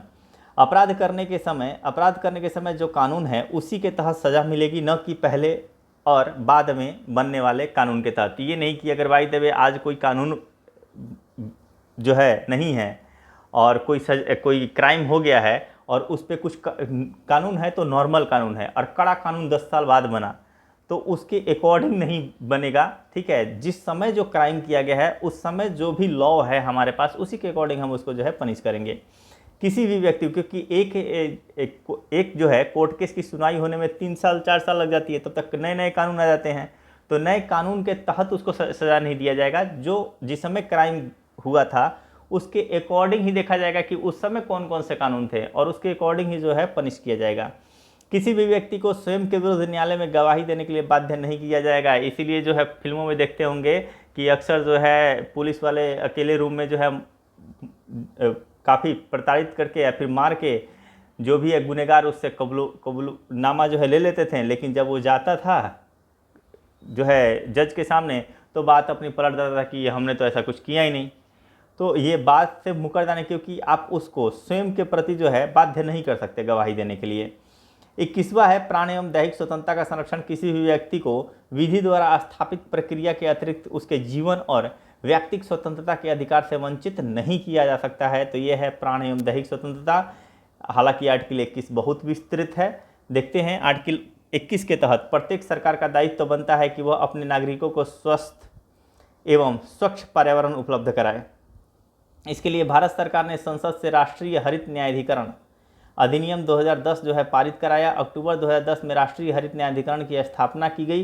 राष्ट्रीय हरित न्यायाधिकरण की मुख्य पीठ जो है वो नई दिल्ली में है, जबकि 4 अन्य पीठ जो है भोपाल, पुणे, कोलकाता और चेन्नई, ठीक है, भोपाल, पुणे, कोलकाता और चेन्नई। वैसे पुराना वाला अगर आप देखेंगे जो है ब्रिटिश गवर्नमेंट का, तो क्या कहाँ जाते थे, तो BMC यानी कि जो है बम्बई, तो बम्बई से हो जाएगा आपका, यहाँ से याद रखिएगा पूना, ठीक है, आपका बंगाल से हो जाएगा कोलकाता, और मद्रास से हो जाएगा चेन्नई, ठीक है। तो ये तीनों जगह हो जाएगा, साथ में भोपाल याद रख लीजिएगा। राष्ट्रीय हरित न्यायाधिकरण देश में पर्यावरण से संबंधित मामलों के लिए उत्तरदायी है। अनुच्छेद 21 के क की बात करेंगे तो राज्य 6 से 14 वर्ष की आयु के समस्त बच्चों को ऐसे ढंग से जैसा कि राज्य विधि द्वारा अवधारित करे निःशुल्क तथा अनिवार्य शिक्षा उपलब्ध करेगा। ये 86वें संविधान संशोधन अधिनियम 2002 के तहत जो है इसका प्रावधान किया गया। ठीक है, फिर देखेंगे अनुच्छेद 22, कुछ दशाओं में गिरफ्तारी और निरोध में संरक्षण। अगर किसी व्यक्ति को मनमाने ढंग से हिरासत में ले लिया गया हो तो उसे 3 प्रकार की स्वतंत्रता प्रदान की जाती है। पहला है, हिरासत में लेने का कारण बताना होगा कि क्यों तुमको हम हिरासत में ले रहे हैं। दूसरा, 24 घंटे के अंदर आने जाने के समय को छोड़कर उसे दंडाधिकारी के समक्ष पेश किया जाएगा, यानी 24 घंटे के अंदर जो है बस आने जाने का जो है टाइम हटा दिया जाएगा और बाकी दंडाधिकारी के सामने जो है पेश किया जाएगा। उसे अपने पसंद के वकील से सलाह लेने का अधिकार होगा, जो भी उसे पसंद होगा उससे। निवारक निरोध की बात करें तो भारतीय संविधान के अनुच्छेद 22 के खंड 3 और 4, 5 तथा 6 में तथा संबंधी प्रावधानों का उल्लेख है। निवारक निरोध संबंधी प्रावधानों का उल्लेख है।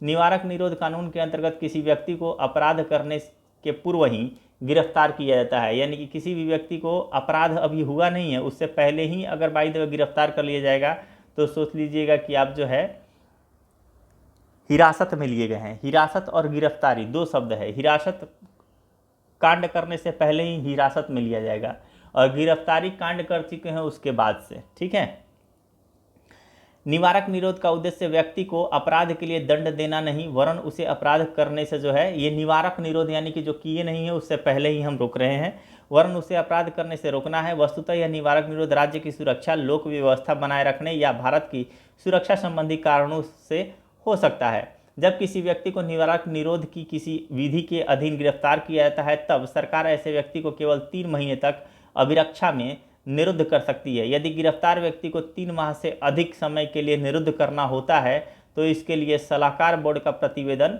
प्राप्त करना पड़ता है।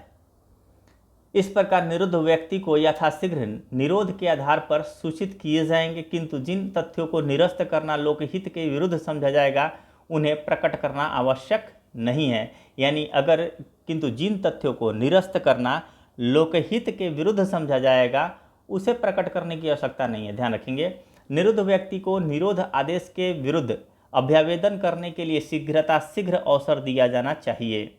निवारक निरोध से संबंधित अब तक बनाई गई विधियों की बात करेंगे। सबसे पहले है निवारक निरोध अधिनियम 1950। निवारक निरोध अधिनियम 1950 भारत की संसद ने 26 फरवरी 1950 को पहला निवारक निरोध अधिनियम पारित किया।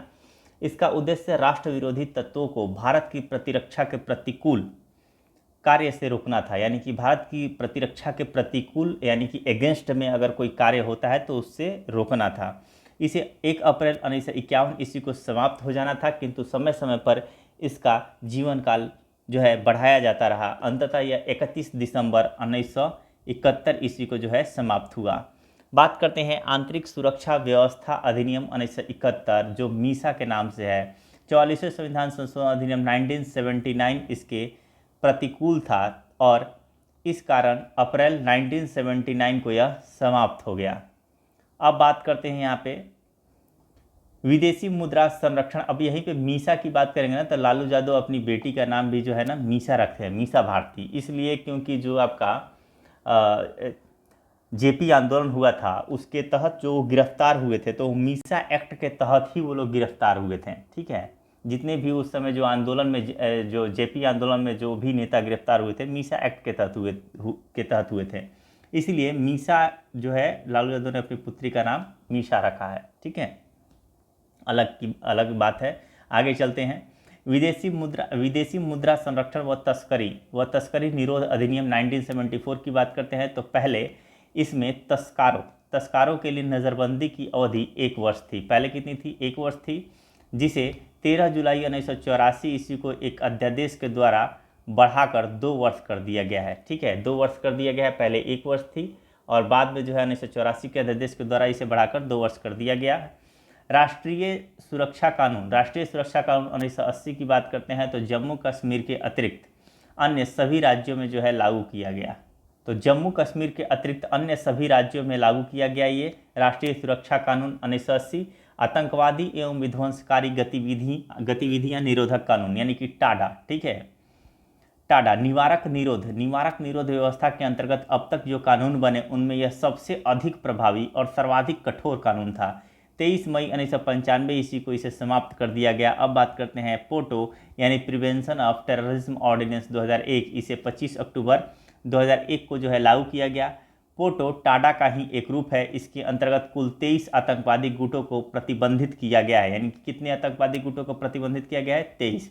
आतंकवादी और आतंकवादियों से संबंधित सूचना को छिपाने वाले को भी दंडित करने का प्रावधान किया गया है। पुलिस शक के आधार पर किसी को भी गिरफ्तार कर सकती है, किंतु बिना आरोप पत्र के 3 माह से अधिक हिरासत में नहीं रख सकती।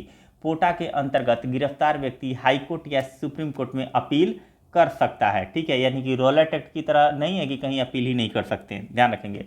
लेकिन यह अपील भी गिरफ्तारी के 3 महीना बाद ही हो सकती है। यहाँ पे एक चीज़ है, एक्सेप्शन है।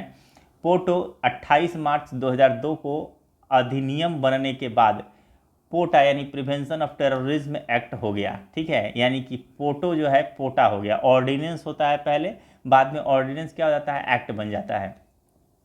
21 सितंबर 2004 को इसको अध्यादेश के द्वारा समाप्त कर दिया गया। कब? 21 सितंबर 2004 को एक अध्यादेश द्वारा इसे समाप्त कर दिया गया। अब बात करते हैं तीसरा, शोषण के विरुद्ध अधिकार। तो शोषण के विरुद्ध अधिकार में 2 आर्टिकल आएगा, आर्टिकल 23 और आर्टिकल 24।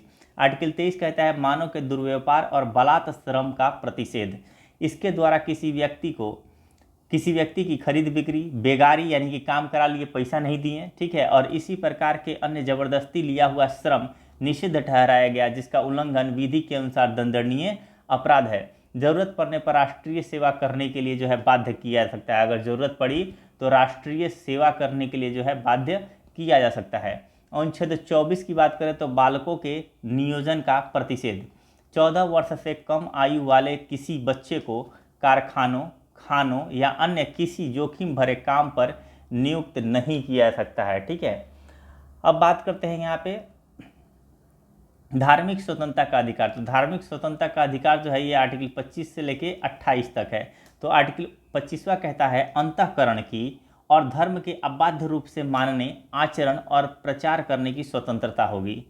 कोई भी व्यक्ति किसी भी धर्म को मान सकता है और उसका प्रचार प्रसार कर सकता है, ये कहता है अनुच्छेद 25। दूसरा कहता है 26 की धार्मिक कार्यों के प्रबंधन की स्वतंत्रता यानी मैनेजमेंट की स्वतंत्रता। व्यक्ति को अपने धर्म के लिए संस्थाओं की स्थापना व पोषण करने, विधि सम्मत संपत्ति के अर्जन, स्वामित्व व प्रशासन का अधिकार है। 27वां जो है ये जो है टैक्स फ्री कर दिया है, इसीलिए बाबा लोगों के पास ना पैसा ज़्यादा रहता है, या फिर कोई भी नेता जो है अपना पैसा कहाँ किसी बड़े आश्रम वगैरह में जो है छुपा के रखते हैं। बाद में वही बाबा जब दूसरे टाइप के बाबा निकलते हैं और जब गिरफ्तारी होती है उनकी, तो उनके साथ ही जो बहुत सारे नेताओं के भी नाम और बहुत सारे लोगों के नाम साथ में उजागर होते हैं। खैर, यहाँ पे राज्य किसी भी व्यक्ति को ऐसे कर देने के लिए बाध्य नहीं कर सकता जिसका आय किसी विशेष धर्म अथवा धार्मिक संप्रदाय की उन्नति या पोषण में व्यय करने के लिए विशेष रूप से निश्चित की गई है। अब धर्म के नाम पे जो है अपना पैसा किसी एक मठ स्थापित कर दीजिए, उसमें रखिए, कोई दिक्कत नहीं है। अनुच्छेद 28 की बात करें तो राज्य विधि से पूर्णतः पोषित किसी शिक्षा संस्थान में, यानी अगर राज्य विधि से पूर्णतः पोषित किसी शिक्षा संस्थान में कोई धार्मिक शिक्षा नहीं देगी, अगर बाय द वे सरकारी विद्यालय में किसी भी प्रकार की कोई धार्मिक शिक्षा नहीं दी जा सकती है, क्योंकि उसका पोषण कौन कर रहा है? राज्य कर रहा है। ठीक है, ऐसे शिक्षण संस्थान अपने विद्यार्थियों को किसी धार्मिक अनुष्ठान में भाग लेने या किसी धर्मोपदेश को बलात् सुनने हेतु बाध्य नहीं कर सकते। अब बात करते हैं 5वां संस्कृति एवं शिक्षा संबंधी अधिकार। अनुच्छेद 29 एवं अनुच्छेद 30 में इसका वर्णन है। 29 कहता है अल्पसंख्यकों, पहला है संस्कृति, दूसरा है शिक्षा। ध्यान रखिएगा, संस्कृति एवं शिक्षा संबंधी। तो अनुच्छेद 29 क्या है? अल्पसंख्यक वर्गों के हितों का संरक्षण। कोई भी अल्पसंख्यक वर्ग अपनी भाषा किस में आ जाएगा? संस्कृति में आ जाएगा। लिपि, संस्कृति को सुरक्षित रख सकता है और केवल भाषा, जाति, धर्म और संस्कृति के आधार पर उसे किसी भी सरकारी शैक्षणिक संस्था में प्रवेश से नहीं रोका जाएगा। यानी बस ये मैं बोल रहा था कि संस्कृति और शिक्षा याद रखिएगा, क्योंकि जब संस्कृति की बात आएगी तो पहला 29 और दूसरा जो है शिक्षा 30 में चलाता है। वर्तमान में 6 समुदाय जैसे कि मुस्लिम, पारसी, सिख, ईसाई, सिख, बौद्ध एवं जैन को अल्पसंख्यक वर्ग का दर्जा प्रदान किया गया है। अल्पसंख्यक समुदाय के विकास को समुचित आधार प्रदान करने के लिए 2005 में तत्कालीन केंद्र सरकार के द्वारा प्रधानमंत्री का जो है 15 सूत्रीय कार्यक्रम जो है प्रारंभ किया गया। अनुच्छेद 30, जैसा कि मैंने बोला कि संस्कृति और शिक्षा याद कीजिए, क्योंकि संस्कृति 29 से संबंधित और शिक्षा, संस्कृति और शिक्षा यानी जो पहले आर्टिकल आएगा 29वां, उसका संबंध संस्कृति से हो जाएगा, तो दूसरा आर्टिकल 30वां, इसका संबंध शिक्षा से हो जाएगा। शिक्षा संस्थानों की स्थापना और प्रशासन करने का अल्पसंख्यक वर्गों का अधिकार। कोई भी अल्पसंख्यक वर्ग अपनी पसंद की जो है शैक्षणिक संस्था चला सकता है। जैन अपना जैनिज्म जो है कोई स्कूल चला सकते हैं, ठीक है, मुस्लिम वाले मदरसा चलाते ही हैं, और वैसे ही बाकी सब भी अपना बौद्ध वाला जो है चला सकता है सेम। सरकार उसे अनुदान देने में किसी तरह का जो है भेदभाव नहीं करेगी, जैसे बाकियों को अनुदान कर देती है वैसे उनको भी देगी, ठीक है। अब बात करते हैं छठा, संवैधानिक उपचारों का अधिकार, जो आर्टिकल 32 में है, और क्योंकि 31वां नंबर संपत्ति का अधिकार था जिसको हटा के 300 के कम में विधिक अधिकार बना दिया गया है, इसलिए हमें डायरेक्ट पढ़ना पड़ेगा संवैधानिक उपचारों का अधिकार। संवैधानिक उपचारों के अधिकार को डॉक्टर भीमराव अंबेडकर ने संविधान की आत्मा कहा है, ठीक है। तो संविधान की आत्मा आर्टिकल 32 को किसने कहा है? डॉक्टर भीमराव अंबेडकर ने। अनुच्छेद 32 की बात करते हैं। इसके अंतर्गत मौलिक अधिकारों को प्रवर्तित कराने के लिए समुचित कार्यवाहियों द्वारा उच्चतम न्यायालय के आदेश करने, उच्चतम न्यायालय में आवेदन करने का अधिकार प्रदान करता है। कह रहा है कि इस अनुच्छेद 32 के अंतर्गत जो मौलिक अधिकार हैं इनको लागू करने, प्रवर्तित करने यानी इन्फोर्समेंट, लागू कराने के लिए समुचित कार्रवाइयों द्वारा उच्चतम न्यायालय में आवेदन करने का अधिकार प्रदान किया गया है। इस संदर्भ में सर्वोच्च न्यायालय को 5 तरह के समादेश यानी रिट निकालने की शक्ति प्रदान की गई है। जैसे पहला है बंदी प्रत्यक्षीकरण, दूसरा है परमादेश, तीसरा है अधिकार परीक्षा, चौथा है उत्प्रेषण और पांचवा है अधिकार परीक्षा लेख, ठीक है। एक जो हो गया आपका प्रतिषेध लेख, उत्प्रेषण, अधिकार परीक्षा, ठीक है। तो देखते हैं यहाँ पे सबसे पहले बंदी प्रत्यक्षीकरण करेंगे। यह उस व्यक्ति की प्रार्थना पर जारी किया जाता है जो यह समझता है कि उसे अवैध रूप से बंदी बनाया गया है, ठीक है। इसके द्वारा न्यायालय बंदीकरण करने वाले अधिकारी को आदेश देता है कि वह बंदी बनाए गए व्यक्ति को निश्चित स्थान और निश्चित समय के अंदर उपस्थित करे, जिससे न्यायालय बंदी बनाए जाने के कारणों पर विचार कर सके। आप जो है एक साउथ की मूवी आई थी भीम, उसमें बहुत अच्छे तरीके से जो है हैबियस कॉर्पस का जो है प्रयोग किया गया है, बंदी प्रत्यक्षीकरण का जो है प्रयोग किया गया है। यानी कि ये जरूरी नहीं है कि जो व्यक्ति को बंदी बनाया गया है वही जो है रिट जारी कर सकता है, उसका सगे संबंधी कोई भी अननोन जाके जारी कर सकता है कि भैया इसको जो है पुलिस वाला लेके गया है, पता नहीं कि कहाँ पे है, ठीक है। अभी की डेट में हम उसको बंदी प्रत्यक्षीकरण के द्वारा जो है हम रिट जारी कर रहे हैं कि आप उसको जो है 24 घंटे के अंदर उपस्थित करवाएं अपने अदालत में। तो ये हो गया पहला बंदी प्रत्यक्षीकरण। भीम मूवी देखना चाहिए, वैसे मैं सजेस्ट नहीं करता कोई मूवी देखने के लिए, क्योंकि मैं वैसे दिन में तो 3-4 देख ही लेता हूँ, सॉरी मतलब 1-2 तो देख ही लेता हूँ, जो ज़्यादा देखता हूँ मैं मूवी, लेकिन फिर भी भीम देखना चाहिए, ठीक है। परमादेश की बात करते हैं तो परमादेश का लेख उस समय जारी किया जाता है जब कोई पदाधिकारी अपने सार्वजनिक कर्तव्य का निर्वाह नहीं करता है, ठीक है। अपने सार्वजनिक कर्तव्य का, जैसे बाई द वे कभी कभी पटना में आदेश आता है कि भाई नाला को साफ किया जाए, सरकारी कर्मचारी अपना कार्य नहीं कर रहे होते हैं, ठीक है। तो ये परमादेश जो है वहाँ के हाई कोर्ट जो है जारी करता है, और अगले दिन दिखता है कि जो पटना के गलियारों में या फिर कहीं भी, ठीक है, ये ज़रूरी नहीं है कि वहीं पे, कहीं भी अगर इस तरह की जो है लापरवाही होती है तो अगले दिन दिखेगा कि जो है नाला साफ करने के लिए तमाम कर्मचारी एकदम इकट्ठे हुए हैं और सफाई जारी है, ठीक है। तो क्योंकि सार्वजनिक कर्तव्य का वो निर्वाह नहीं करता है, इस प्रकार आज्ञापत्र के आधार पर पदाधिकारी को उसके कर्तव्य का पालन करने का आदेश जारी किया जाता है। ये जरूरी नहीं है कि सिर्फ जो है पानी वाले सफाई कर्मचारी कहीं लागू होता है, जो भी सरकारी कर्मचारी हैं उनके अगेंस्ट में ये लागू किया जा सकता है, ठीक है। जो भी पदाधिकारी हैं उनके अगेंस्ट में ये लागू किया जा सकता है परमादेश। अधिकार प्रतिषेध लेख की बात करेंगे तो ये आज्ञा पत्र सर्वोच्च न्यायालय तथा उच्च न्यायालय द्वारा निम्न न्यायालयों व अर्ध न्यायिक न्यायाधिकरणों को जारी करते हुए आदेश दिया जाता है कि इस मामले में अपने यहाँ कार्यवाही न करें, क्योंकि यह मामला उनके अधिकार क्षेत्र के बाहर है। अब कोई एक ऐसा मामला जिसका अधिकार, अब बाय द वे रिट जारी करने की शक्ति, ठीक है, 226 के तहत उच्च न्यायालय को है, 32 के तहत उच्चतम न्यायालय के पास है। और ऐसे मौलिक अधिकार की सुनवाई अगर बाय द वे कोई अर्ध न्यायिक न्यायालय करने लग गया, तो ये उसके बस की बात है नहीं। ऐसे में ये जारी कर सकता है, प्रतिषेध लेख आ जाएगा सर्वोच्च न्यायालय या उच्च न्यायालय से कि भैया ये तुम्हारे बस की बात नहीं है, इसको भेज दो हमारे पास, ठीक है। उत्प्रेषण, इसके द्वारा अधीनस्थ न्यायालय को यह आदेश निर्देश दिया जाता है कि वे अपने पास लंबित मुकदमों में न्याय निर्णयन के लिए उसे वरिष्ठ न्यायालय को भेजे। यानी कि कोई ऐसा मामला जो इस पर सुनवाई चल रही है या फिर कुछ निर्णय दिया जा चुका है, लेकिन इनकी औकात से अधीनस्थ न्यायालय के जो है बाहर की बात है उस पर डिसीजन देना, तो ऐसे में या फिर जो है उच्च न्यायालय या उच्चतम न्यायालय को लगे कि ये ठीक से जो है यहाँ पे डिसीजन नहीं दिया जा रहा है, तो भी ऐसे न्याय निर्णयन को जो है अपने पास बुला लेता है और खुद डिसीजन देता है, ठीक है। तो बोल देता है कि भैया आप जो है इसको अपने वरिष्ठ न्यायालय को जो है भेज दें ये निर्णय। तो यहाँ पे जो है प्रतिषेध में किसी काम को करने से, कोई निर्णय देने से पहले ही रोकना, और उत्प्रेषण में क्या कि काम चल रहा हो या फिर होने वाला हो उसको रोक के फिर अपना डिसीजन देना, दोनों में यही अंतर है। अधिकार पृच्छालेख, ठीक है। जब कोई व्यक्ति ऐसे पदाधिकारी के रूप में कार्य करने लगता है जिसके रूप में कार्य करने का उसे वैधानिक रूप से अधिकार नहीं है, तो न्यायालय अधिकार परीक्षा के आदेश के द्वारा उस व्यक्ति से पूछता है कि वह किस अधिकार से कार्य कर रहा है, और जब तक वह इस बात का संतोषजनक उत्तर नहीं देता वह कार्य नहीं कर सकता है। बाय द वे, ब्लैक्स जो है एक दूसरे को बैठा के लोग जो है जॉब ले लेते हैं, ठीक है, और आपको पता चल गया तो आप कह सकते हैं कि भैया मेरे अधिकार के बदले मेरे अधिकार का हनन हुआ है, इसके जगह पे जो है मेरा जो है सिलेक्शन होना चाहिए, लेकिन लोग पैसे दे के ले लिए हैं। लेकिन आपको सॉलिड प्रूफ देना होगा, तब फिर न्यायालय उसको बुलाएगा, बोलेगा कि तुम अपना प्रमाण बताओ कि किस वजह से तुम यहाँ पे हो, ठीक है, क्योंकि उसके अगेंस्ट में तो आप प्रूफ दिए हुए रहते हैं। तो ऐसे ही में हमें सुनने को मिलता है कि कई नौकरियाँ जो हैं 5 साल 10 साल बाद जो है खारिज कर दी जाती हैं, यानी कि उनको जो है जॉब से हटा दिया जाता है जो इस तरीके से जो है ज्वाइन किए हुए रहते हैं।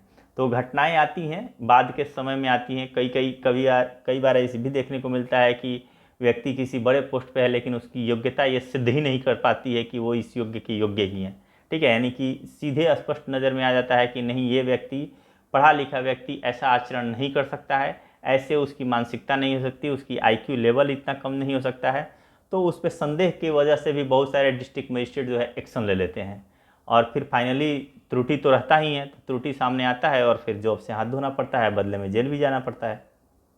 खैर आगे देखते हैं मौलिक अधिकारों में संशोधन। अब मौलिक अधिकारों में कब कब संशोधन हुए वो देखते हैं। सबसे पहले गोलकनाथ बनाम पंजाब राज्य 1967 के निर्णय से पूर्व दिए गए निर्णयों में यह निर्धारित किया गया कि संविधान के किसी भी भाग में संशोधन किया जा सकता है जिसमें अनुच्छेद 368 एवं मूल अधिकार को शामिल किया गया था।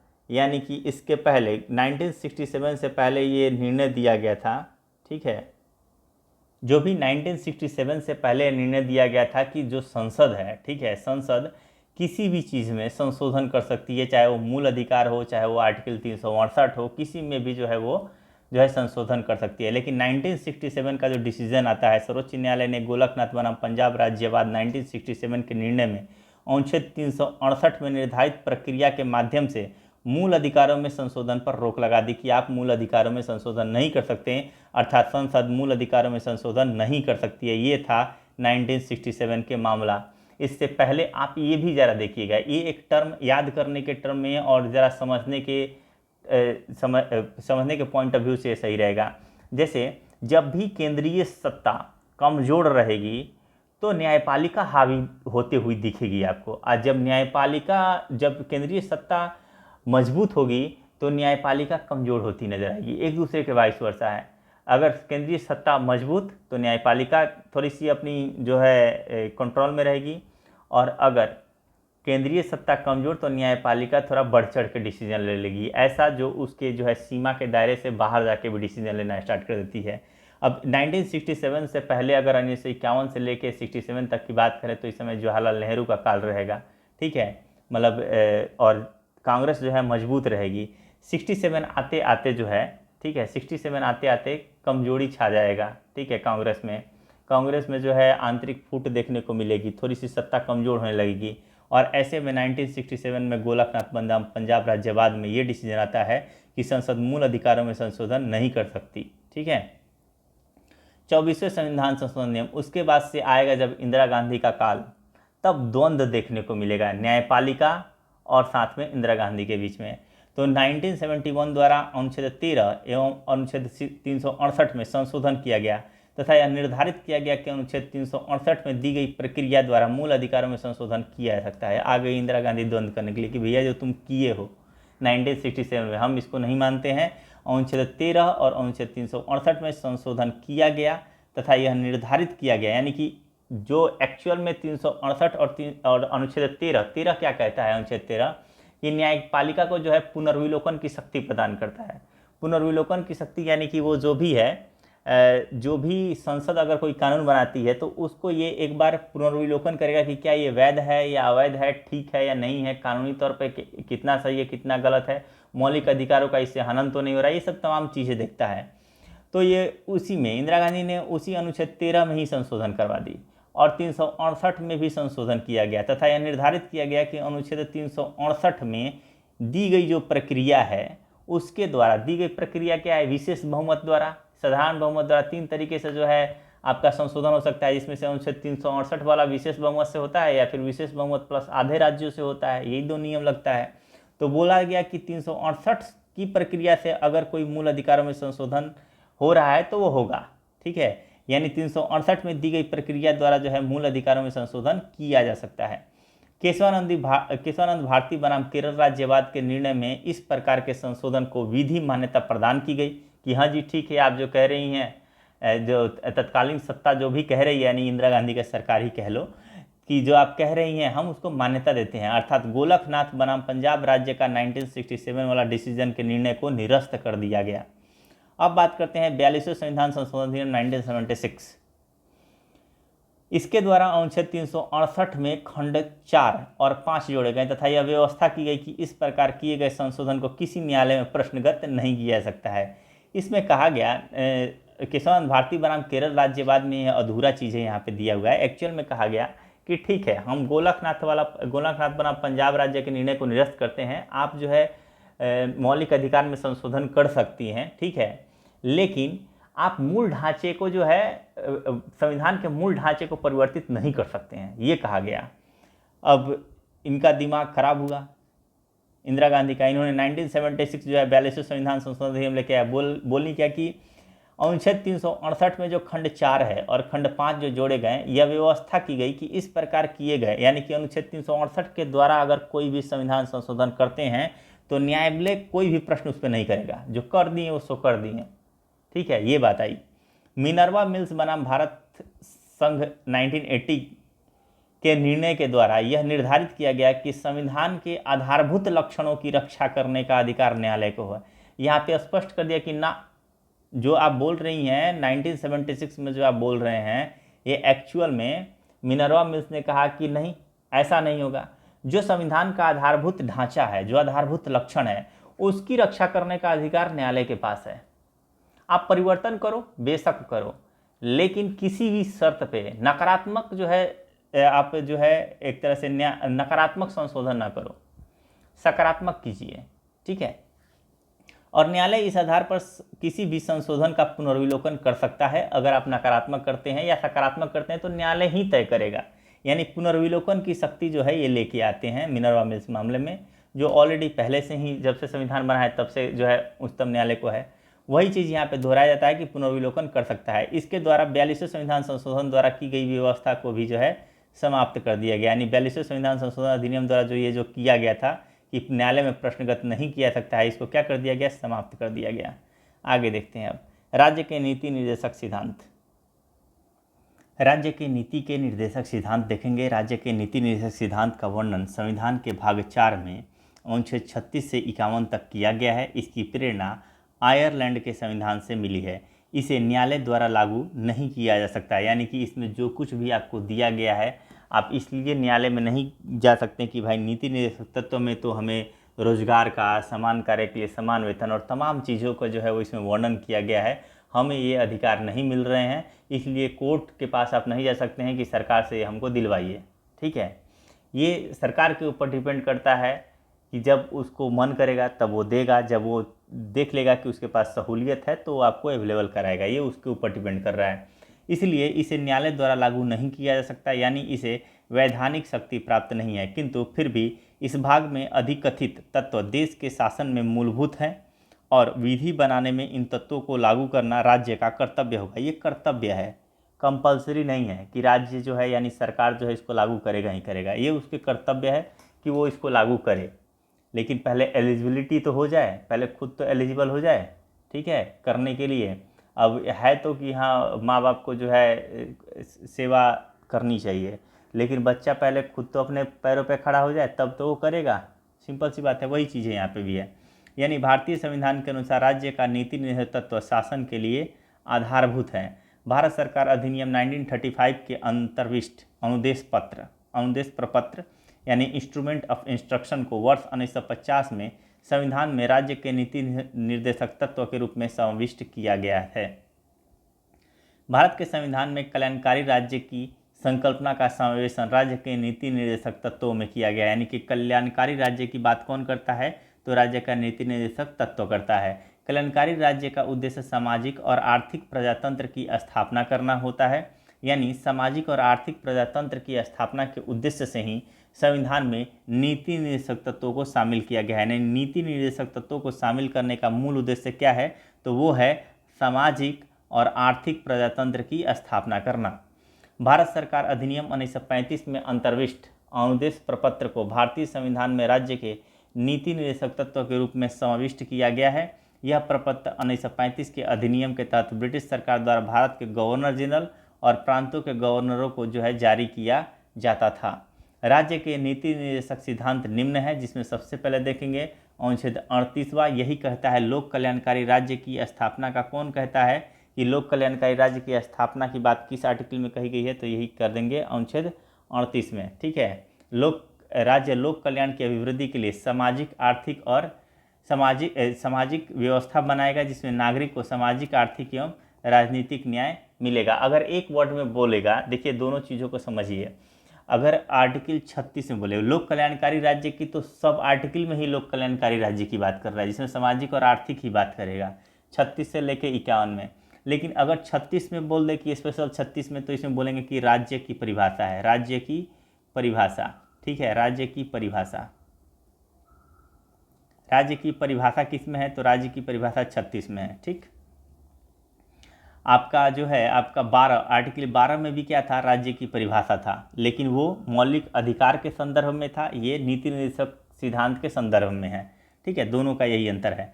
अब आगे देखते हैं, 12 और 36 हो गया। अब जब 37 में अगर पूछे एक वर्ड में कि लोक कल्याणकारी राज्य की बात किस आर्टिकल में कहा गया है, ये शब्द दिया गया है कि लोक कल्याणकारी राज्य की स्थापना करेगा, ठीक है, राज्य लोक कल्याणकारी राज्य की स्थापना करेगा, तो ये 37वें में कहा गया है लोक कल्याणकारी राज्य। तो लोक कल्याणकारी अगर शब्द कहीं आ गया और आर्टिकल दिया हो तो उसमें 37वां मारेंगे।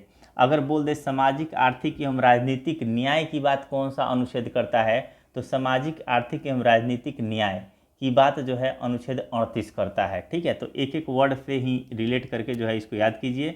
37वें में क्या मानेंगे, अगर क्वेश्चन में दिया जाए कि लोक कल्याणकारी राज्य की स्थापना का बात किस आर्टिकल में दिया गया है और दे दिया जाए 37, 38, 39, 40, तो यहाँ पे आप 37 मारेंगे, ठीक है। अब बात करते हैं यहाँ पे अनुच्छेद 39, इसमें आर्थिक न्याय प्राप्त करने के सिद्धांत का उल्लेख है। किस प्रकार के आर्थिक न्याय देखते हैं। 39 के क में कहा गया है पुरुष और स्त्री सभी नागरिकों को जीविका के पर्याप्त साधन प्राप्त करने का अधिकार हो, ठीक है। अनुच्छेद 39 के ख में कहा है समुदाय की भौतिक संपदा का स्वामित्व और नियंत्रण इस प्रकार बटा हो जिससे सामूहिक हितों का सर्वोत्तम साधन बन सके। यानी कि जो भी भौतिक संपदा है, ठीक है, जो भी नेचुरल रिसोर्सेस हैं, नेचुरल रिसोर्सेस का नियंत्रण और जो उसका जो भी बांटने का तरीका इस प्रकार हो कि सामूहिक हितों का यानी सभी के हित का सबसे बढ़िया साधन यही हो, इससे बढ़िया बांटने और इससे बढ़िया नियंत्रण कुछ हो ही ना। इस तरीके से जो है इसको बांटने और स्वामित्व देने का अधिकार होना चाहिए। इस खंड के अधीन उद्देश्यों की पूर्ति करने के लिए राज्य उत्पादन के साधनों का राष्ट्रीयकरण कर सकता है। अब अनुच्छेद 39 का ग कहता है आर्थिक व्यवस्था इस प्रकार चले जिससे धन और उत्पादन के साधन का सर्वसाधारण के अहित के लिए केंद्र न हो। यानी कि ये नहीं कि कल हम जानते हैं कि 2 महीने बाद प्याज का दाम बढ़ने वाला है तो अभी ही स्टॉक कर लिए, ठीक है, ताकि प्याज का दाम और बढ़ जाए, ऐसा संकेंद्रण नहीं करना है, ठीक है। अहित के लिए केंद्रण न करना हो, यानी धन का समान वितरण हो, या फिर इसको तो प्याज के एग्जाम्पल में बता दिए। दूसरे संदर्भ में आप ये भी कह सकते हैं कि जो भी उत्पादन के साधन का सर्वसाधारण के अहित के लिए केंद्र न हो, यानी कि कोई किसी भी चीज़ का आप एक जगह इकट्ठा करके उसके रेट को अप एंड डाउन नहीं कर सकते हैं। साथ में ऐसा कुछ नहीं करना है जिससे कि जो है सर्वसाधारण का जो है हित न हो। ठीक है। अनुच्छेद 39 का घ, और ध्यान रखिएगा 39 का ख, ठीक है, 39 का ख और 39 का ग बहुत इंपॉर्टेंट है, यानी 39 का बी एंड 39 का जो है सी, ये दोनों इसलिए इंपॉर्टेंट है क्योंकि अगर दोनों में द्वंद्व हो जाए, किस में, मौलिक अधिकार में और नीति निर्देशक तत्व में, ठीक है, मौलिक अधिकार में और नीति निर्देशक तत्व में अगर किसी एक ही लॉ को बनाने को लेकर दोनों आपस में भिड़ंत हो जाए तो किसको महत्ता देनी चाहिए, किसको महत्व देना चाहिए। तो कहा गया है कि अगर 39 का बी और अगर 39 का सी के तहत अगर इसको सुधारने के लिए, इसको लागू करने के लिए अगर किसी कानून को हम पारित करते हैं जिससे नागरिकों के मौलिक अधिकारों का हनन भी हो रहा है, तो ऐसे केस में 39 बी और 39 सी जो है लागू हो जाएंगे, भले ही मौलिक अधिकारों का हनन हो। ये एक्सेप्शनल केसेस हैं, ठीक है, ये एक्सेप्शन केस है कि 39 बी और 39 सी को जो है ज़्यादा प्रभावी माना गया है अगर दोनों में द्वंद्व की बात आती है तो, ठीक है। 39 बी और 39 सी ध्यान रखेंगे। अब आते हैं 39 का जो है डी की बात करते हैं, पुरुषों और स्त्रियों दोनों के लिए समान कार्य के लिए समान वेतन होना चाहिए। 39 का जो है ई की बात करते हैं तो कर्मकारों के स्वास्थ्य और शक्ति का तथा बालकों की सुकुमार अवस्था का दुरुपयोग न हो और आर्थिक आवश्यकता से विवश होकर नागरिकों को ऐसे रोजगार में न जाना पड़े जो उनकी आयु या शक्ति के अनुकूल न हो, यानी कि बस से बाहर के बात वाला जो काम होता है ऐसे करने की नौबत न आए, इसका भी जो है ख्याल रखने का कार्य राज्य का होगा 39 का ई के तहत। 39 का जो है एफ यानी कि च की बात करता है तो बालकों को स्वतंत्र और गरिमामय वातावरण में स्वस्थ विकास के अवसर और सुविधाएं दी जाएं और बालकों तथा अल्पवयस्क व्यक्तियों को शोषण से तथा नैतिक और आर्थिक परित्याग से रक्षा की जाए। खंड च, ठीक है, यानी कि खंड जो भी है एफ 42वें संविधान संशोधन द्वारा जो है जोड़ा गया। ये कब जोड़ा गया है, ये 42वें संविधान संशोधन द्वारा जो है 39 का एफ जोड़ा गया है। अनुच्छेद 40 कहता है ग्राम पंचायतों के गठन की बात अनुच्छेद 40 कहता है। अनुच्छेद 41 कुछ दशाओं में काम, शिक्षा और लोक सहायता, ठीक है। प्राइम नंबर यानी अभाज्य संख्या, तो अभाज्य की तरह बात करेगा कुछ ऐसा जो कि संभव न हो। कुछ दशाओं में काम, शिक्षा और लोक सहायता पाने का अधिकार। 15 अगस्त 1995 से प्रभाव में आया राष्ट्रीय सामाजिक कार्यक्रम भारतीय संविधान के अनुच्छेद 41 के प्रावधानों की पूर्ति करता है। इसका उद्देश्य गरीबों को सामाजिक सहायता उपलब्ध कराना। वर्तमान में इसमें 5 योजनाएं शामिल हैं, जिसमें से पहला है इंदिरा गांधी राष्ट्रीय वृद्धावस्था पेंशन योजना, दूसरा है इंदिरा गांधी राष्ट्रीय विधवा पेंशन योजना, तीसरा इंदिरा गांधी राष्ट्रीय विकलांगता पेंशन योजना, चौथा राष्ट्रीय परिवार लाभ योजना और पांचवा है अन्नपूर्णा योजना। ये सब अनुच्छेद 41 के तहत जो है लागू की गई हैं। अनुच्छेद 42वां बात करते हैं काम की न्याय संगत और मानवोचित दशाओं का तथा प्रसूति सहायता का उपबंध। अब प्रसूति सहायता का उपबंध की बात करेगा तो ये इसी से संबंधित हो जाएगा, यानी कि जो इसको याद कैसे करेंगे, हम दो हमारे दो से 4 हो जाएगा ना 42, ठीक है। तो हम दो हमारे दो इस तरह से दोनों मिलकर 4 हो जाएंगे और डिमांड कितने की है 2 की, तो अब ना 4 होंगे, तो इसीलिए 42। तो काम की न्याय संगत और मनोचित दशा होना चाहिए क्योंकि वहाँ पे और प्रसूति सहायता भी उपलब्ध कराना है। 43 में बात करेंगे कर्मकारों के लिए जो है निर्वाचन, मजदूरी एवं कुटीर उद्योग को जो है प्रोत्साहन। तो कुटीर उद्योग को प्रोत्साहन की बात किसमें कही गई है 43 में, ठीक है। और साथ में कर्मकारों के लिए निर्वाचन मजदूरी की भी बात की गई है। अनुच्छेद 44 में देखिए इससे कहीं ज़्यादा डीप जो है ना मैं एक और बुक कराऊंगा, ठीक है। उसमें जैसा कि मैंने बोला है कि एक जो है लूसेंट तो अपना चलेगा ही, जितना एक्सप्लेन करा सकता हूँ इसमें उतना करने की कोशिश कर रहा हूँ। और बाकी अगर आपको ज़्यादा नॉलेज चाहिए तो इसके लिए जो स्पेशल एक स्टैंडर्ड बुक कराऊंगा, जैसे कि इसके पांडे हिस्ट्री के लिए चल रहा है, इसके बाद से पॉलिटी का आएगा, वैसे ही हर एक सब्जेक्ट का स्टैंडर्ड बुक आएगा। तो जब आपको ज़्यादा नॉलेज की ज़रूरत हो तो आप उधर की तरफ रुख कर जाइएगा, यानी कि स्टैंडर्ड बुक की तरफ उसको पढ़ लीजिएगा एक बार। इसमें तो जो टर्म है वो याद करने के लिए है, कॉन्सेप्ट को रीड करने मतलब रिवाइज करने के लिए होता है। कॉन्सेप्ट इससे थोड़े आता है, वो तो मैं आपको बता रहा हूँ, कुछ ज़्यादा एक्सप्लेन कर रहा हूँ तो चलो कुछ हो भी जा रहा है। वरना नीति निधि तत्व जो है इसमें उदारवादी विचारधारा, ठीक है, इसमें जो है आपका गांधीवादी विचारधारा, इसको भी जो है अलग अलग करके देखा जाता है कि कौन सा उदारवादी विचारधारा है, कौन सा गांधीवादी विचारधारा है, कौन सा समाजवादी विचारधारा है। तो 3 विचारधाराओं में जो है इसको बांट के देखा जाता है। तो खैर इतना डीप हम यहाँ पे नहीं लेके जाएंगे, उसके लिए 1 से 2 वीक में उस बुक को स्टार्ट करूँगा, तब उसको करेंगे।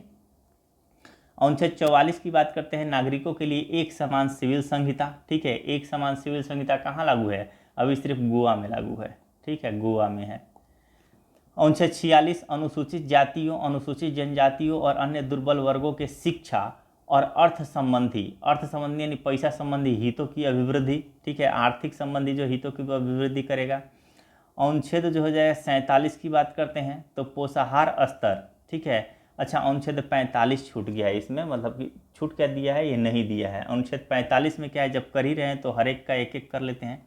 45 में दिया है बच्चों के जो है शिक्षा की बात करता है। ठीक है, बच्चों के शिक्षा की बात करता है, जो 0 से 6 वर्ष के बच्चों के शिक्षा की बात करता है, जिसके तहत जो है आपका आंगनबाड़ी चलता है। ठीक है, तो ये 45 में आ जाएगा।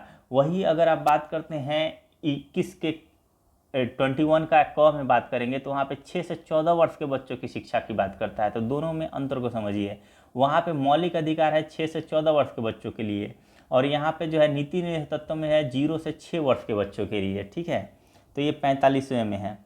और 46वें में तो अनुसूचित जाति, अनुसूचित जनजाति और दुर्बल वर्ग के शिक्षा और अंतर अर्थ संबंधी हितों की अभिवृद्धि की बात करता है। तो सब इकट्ठे याद करते हैं। ठीक है, तो यहाँ पे 43 हो ही गया था, 44 45 हो ही गया, 46 47 में क्या है, 47 में है पोषाहार स्तर, जीवन स्तर को ऊंचा करने तथा लोक स्वास्थ्य को सुधार करने का राज्य का कर्तव्य होगा। इसी के तहत 47 के तहत ही शराबबंदी का जो है उल्लेख है। ठीक है, तो शराबबंदी जो है गुजरात में जैसे कि बंद है, आपका बिहार में बंद है, ऐसे जो है ये किसके तहत बंद किया जाता है, 47 के तहत ही बंद किया जाता है। अनुच्छेद 48 जो है कृषि एवं पशुपालन का जो है संगठन की बात करता है। कृषि एवं पशुपालन के संगठन की बात कौन करता है, 48 का क पर्यावरण से संबंधित है। ये भी जो है 1976 द्वारा जोड़ा गया है। ठीक है, 1976 द्वारा जो है 42वें संविधान संशोधन अधिनियम 1976 द्वारा जो है ये जोड़ा गया था आपका 48 का क। ठीक है, वैसे जो भी नीति निधि तत्व में जो जोड़ा गया है 48 का क, ठीक है, 43 का क, ठीक है, ये सब जो जोड़ा गया है ये 42वें संविधान संशोधन अधिनियम 1976 द्वारा ही जोड़ा गया है। पर्यावरण का संरक्षण तथा संवर्धन और वन एवं वन्य जीवों की रक्षा।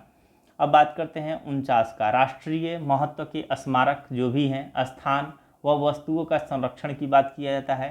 अनुच्छेद 50 जो है ये कार्यपालिका एवं न्यायपालिका का पृथक्करण की बात करता है। ठीक है, और अनुच्छेद 51 अंतर्राष्ट्रीय शांति और सुरक्षा की अभिवृद्धि की बात करता है। और जितने भी आर्टिकल हैं इम्पोर्टेंट वो इकट्ठे याद कराने के लिए एक स्पेशल जो है आपका एक स्पेशल जो है वॉल्यूम जो 7 पार्ट में कराऊंगा ना, तो एक पार्ट स्पेशल याद कराने के लिए ही आर्टिकल ही उसमें याद कराऊंगा। तो निश्चिंत रहें, इसमें कुछ एक्सप्लेनेशन नहीं दिया है, सिर्फ आर्टिकल ही दिया है, और इतने एक एक लाइन याद करने से बात बनेगी नहीं। इसका अच्छे से एक्सप्लेन उसमें कर दूंगा, इसमें बस जितना हो सकता है उतना करके आगे चलते हैं। उपयुक्त अनुच्छेद के अतिरिक्त कुछ ऐसे अनुच्छेद भी हैं जो राज्य के नीति निर्देशक सिद्धांत के रूप में कार्य करते हैं। जैसे अनुच्छेद 350 का क, ये भी राज्य के नीति निर्देशक तत्व के तरह ही कार्य करता है। जैसे प्राथमिक स्तर पर मातृभाषा में शिक्षा देना, ये 350 के क में है। अनुच्छेद 351 में है हिंदी को प्रोत्साहन देना। ठीक है, ये दोनों चीज़ें जो हैं जो एक्चुअल में जो है राज्य के नीति निर्देशक सिद्धांत के रूप में ही ये 350 का क और 351 भी कार्य करता है।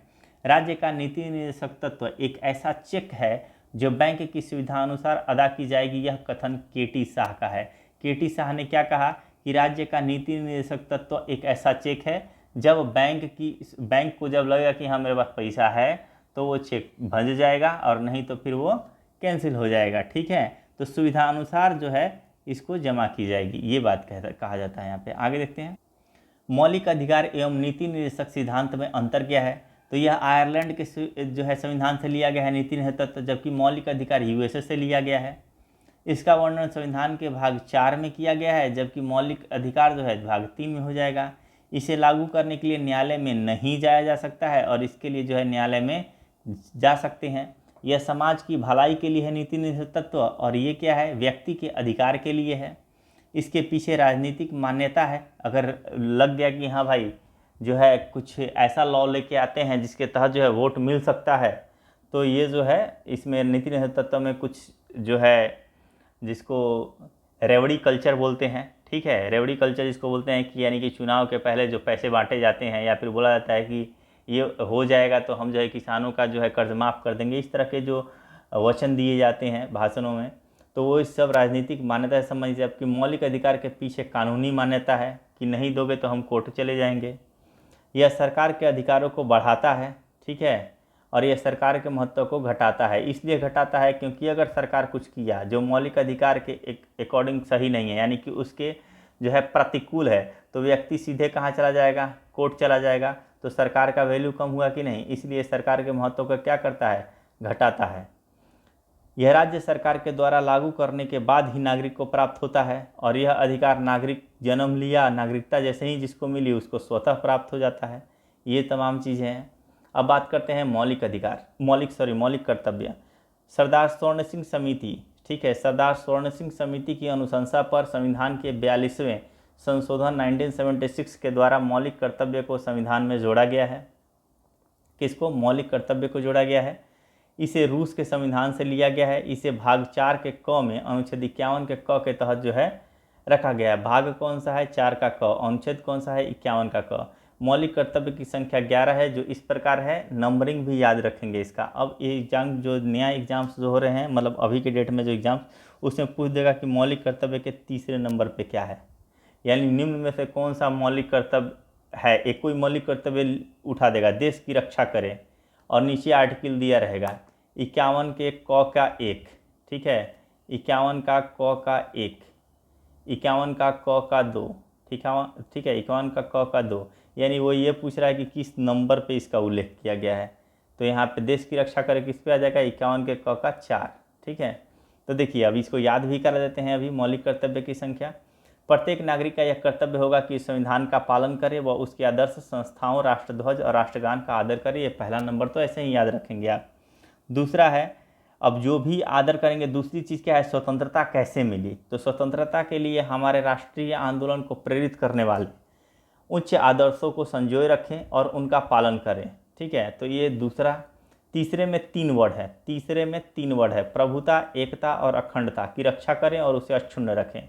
तो भारत की क्या क्या, तो प्रभुता, एकता और अखंडता, तो इन 3 शब्दों से तीसरा याद रखें। चौथे में है देश, DESH, ठीक है, देश, DESH, ये देश जो है ये 4 अक्षर का है, इसलिए चौथा। पांचवा जो है, पांचवा में क्या है, पांडव 5 भाई थे, ठीक है। तो भ्रातृत्व का, पांचों में क्या था, भ्रातृत्व की भावना का निर्माण करना है। तो यही है, भारत के सभी लोगों में समरसता और समान भ्रातृत्व की भावना का निर्माण करें। तो पांडव 5 भाई थे, इसलिए 5वें नंबर पे। हमारी संस्कृति, ठीक है, और इसमें जो है स्त्रियों का सम्मान करना भी इसी में है। तो इसलिए 5 भाई की वाइफ का नाम द्रौपदी, तो इससे भी ध्यान रखेंगे कि ये 5 से संबंधित है, ठीक है। तो ये मतलब एक तरह से ट्रिक के अकॉर्डिंग चलेगा। छठा है हमारी सांस्कृतिक, इसमें दिया नहीं है कि स्त्रियों की जो है रक्षा करें या स्त्रियों के प्रति जो है अपना, स्त्रियों से संबंधित जो भी दिया हुआ है रक्षा से संबंधित, वो सब इसी में है, 5वें में ही है। इसीलिए 5 भाई पांडव से संबंधित एक स्त्री द्रौपदी को भी इंक्लूड कर दिया गया है जो है ट्रिक में, और 5वें से संबंधित कर दिया गया है।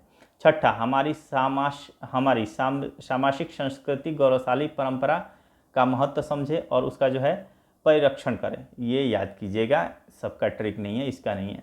प्राकृतिक पर्यावरण की रक्षा और उसका संवर्धन करें। वैज्ञानिक, ठीक है, वैज्ञानिक दृष्टिकोण और ज्ञानार्जन की भावना का विकास करें। सार्वजनिक संपत्ति को सुरक्षित रखें, ठीक है, सार्वजनिक संपत्ति को जो है सुरक्षित रखें। ये आपका मतलब एक होता है तितर बितर करना, एक होता है 9-6 करना, यानी कि जो है बेकार कर देना, ठीक है, उल्टा पुल्टा कर देना। तो 9 में जो है उसको 9-6 नहीं करना है, यानी सार्वजनिक संपत्ति को जो है सुरक्षित रखना है, बेकार नहीं करना है।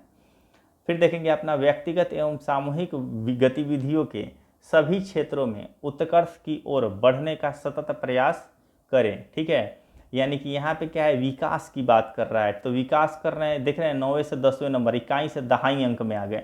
तो यहाँ पे क्या रहा है, व्यक्तिगत एवं सामूहिक गतिविधियों के सभी क्षेत्रों में उत्कर्ष की ओर बढ़ने का सतत प्रयास करें। और यहाँ पे तो आपको पता ही है, 11वां सबको पता है, ये माता पिता, ठीक है, या संरक्षक गार्जियन द्वारा 6 से 14 वर्ष के बच्चों हेतु प्राथमिक शिक्षा प्रदान करना, यह है 86वें संविधान से 86वां जो है संशोधन। तो इसको ध्यान रखेंगे। तो इसमें 2-3 चीज़ों को 3-4 तो एकदम बिल्कुल याद रहेगा। पहला कि तीसरे में 3 वर्ड है, प्रभुता, एकता और अखंडता। पहले में तो है संविधान और जो है झंडे उंडे का इज्जत करना। दूसरे का क्या है, दूसरे में है कि जो भी उच्च आदर्श है उसको संजोए रखना। तीसरे में 3 शब्द है, प्रभुता, एकता, अखंडता। चौथा में देश, DESH। पांचवा में पांडव और साथ में द्रौपदी, इसलिए जो है भ्रातृत्व की भावना और साथ में जो है स्त्रियों का सम्मान। और छठे में हो जाएगा, छठा जो हो जाएगा सामरिक संस्कृति। ठीक है, संस्कृति। और जो है इसको ऐसे भी याद रख लेंगे, 6 से हो जाएगा आपका, क्या हो जाएगा, संस्कृति की गौरवशाली परंपरा का महत्व समझे और उसका परिरक्षण करें। तो 100 से लिंक कर सकते हैं, 100 से 6 और 100 से संस्कृति। प्राकृतिक पर्यावरण, ठीक है,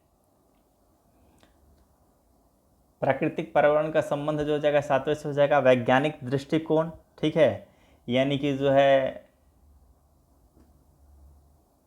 वैज्ञानिक दृष्टिकोण और ज्ञानार्जन की भावना का विकास करना है 8वें में। 9वें में सार्वजनिक 9-6 वाला, यानी कि तीतर बीतर नहीं करना है। ठीक है, और 10वें में क्या है, अब इकाई से दहाई अंक में आ गए हैं, यानी विकास करना है, व्यक्तिगत सामूहिक गतिविधि सभी क्षेत्रों में उत्कर्ष बढ़ने का प्रयत्न करना है। और 11वां तो जाहिर सी बात है 86वें संविधान संशोधन अधिनियम, जैसे ही शिक्षा के अधिकार को मौलिक अधिकार में डाला गया 21 के क के अंतर्गत, वैसे ही यहाँ पे मौलिक कर्तव्य में भी जो है 11वां जोड़ दिया गया। तो अगला अब जो है संघीय कार्यपालिका हम लोग नेक्स्ट वीडियो से करेंगे। Thank you.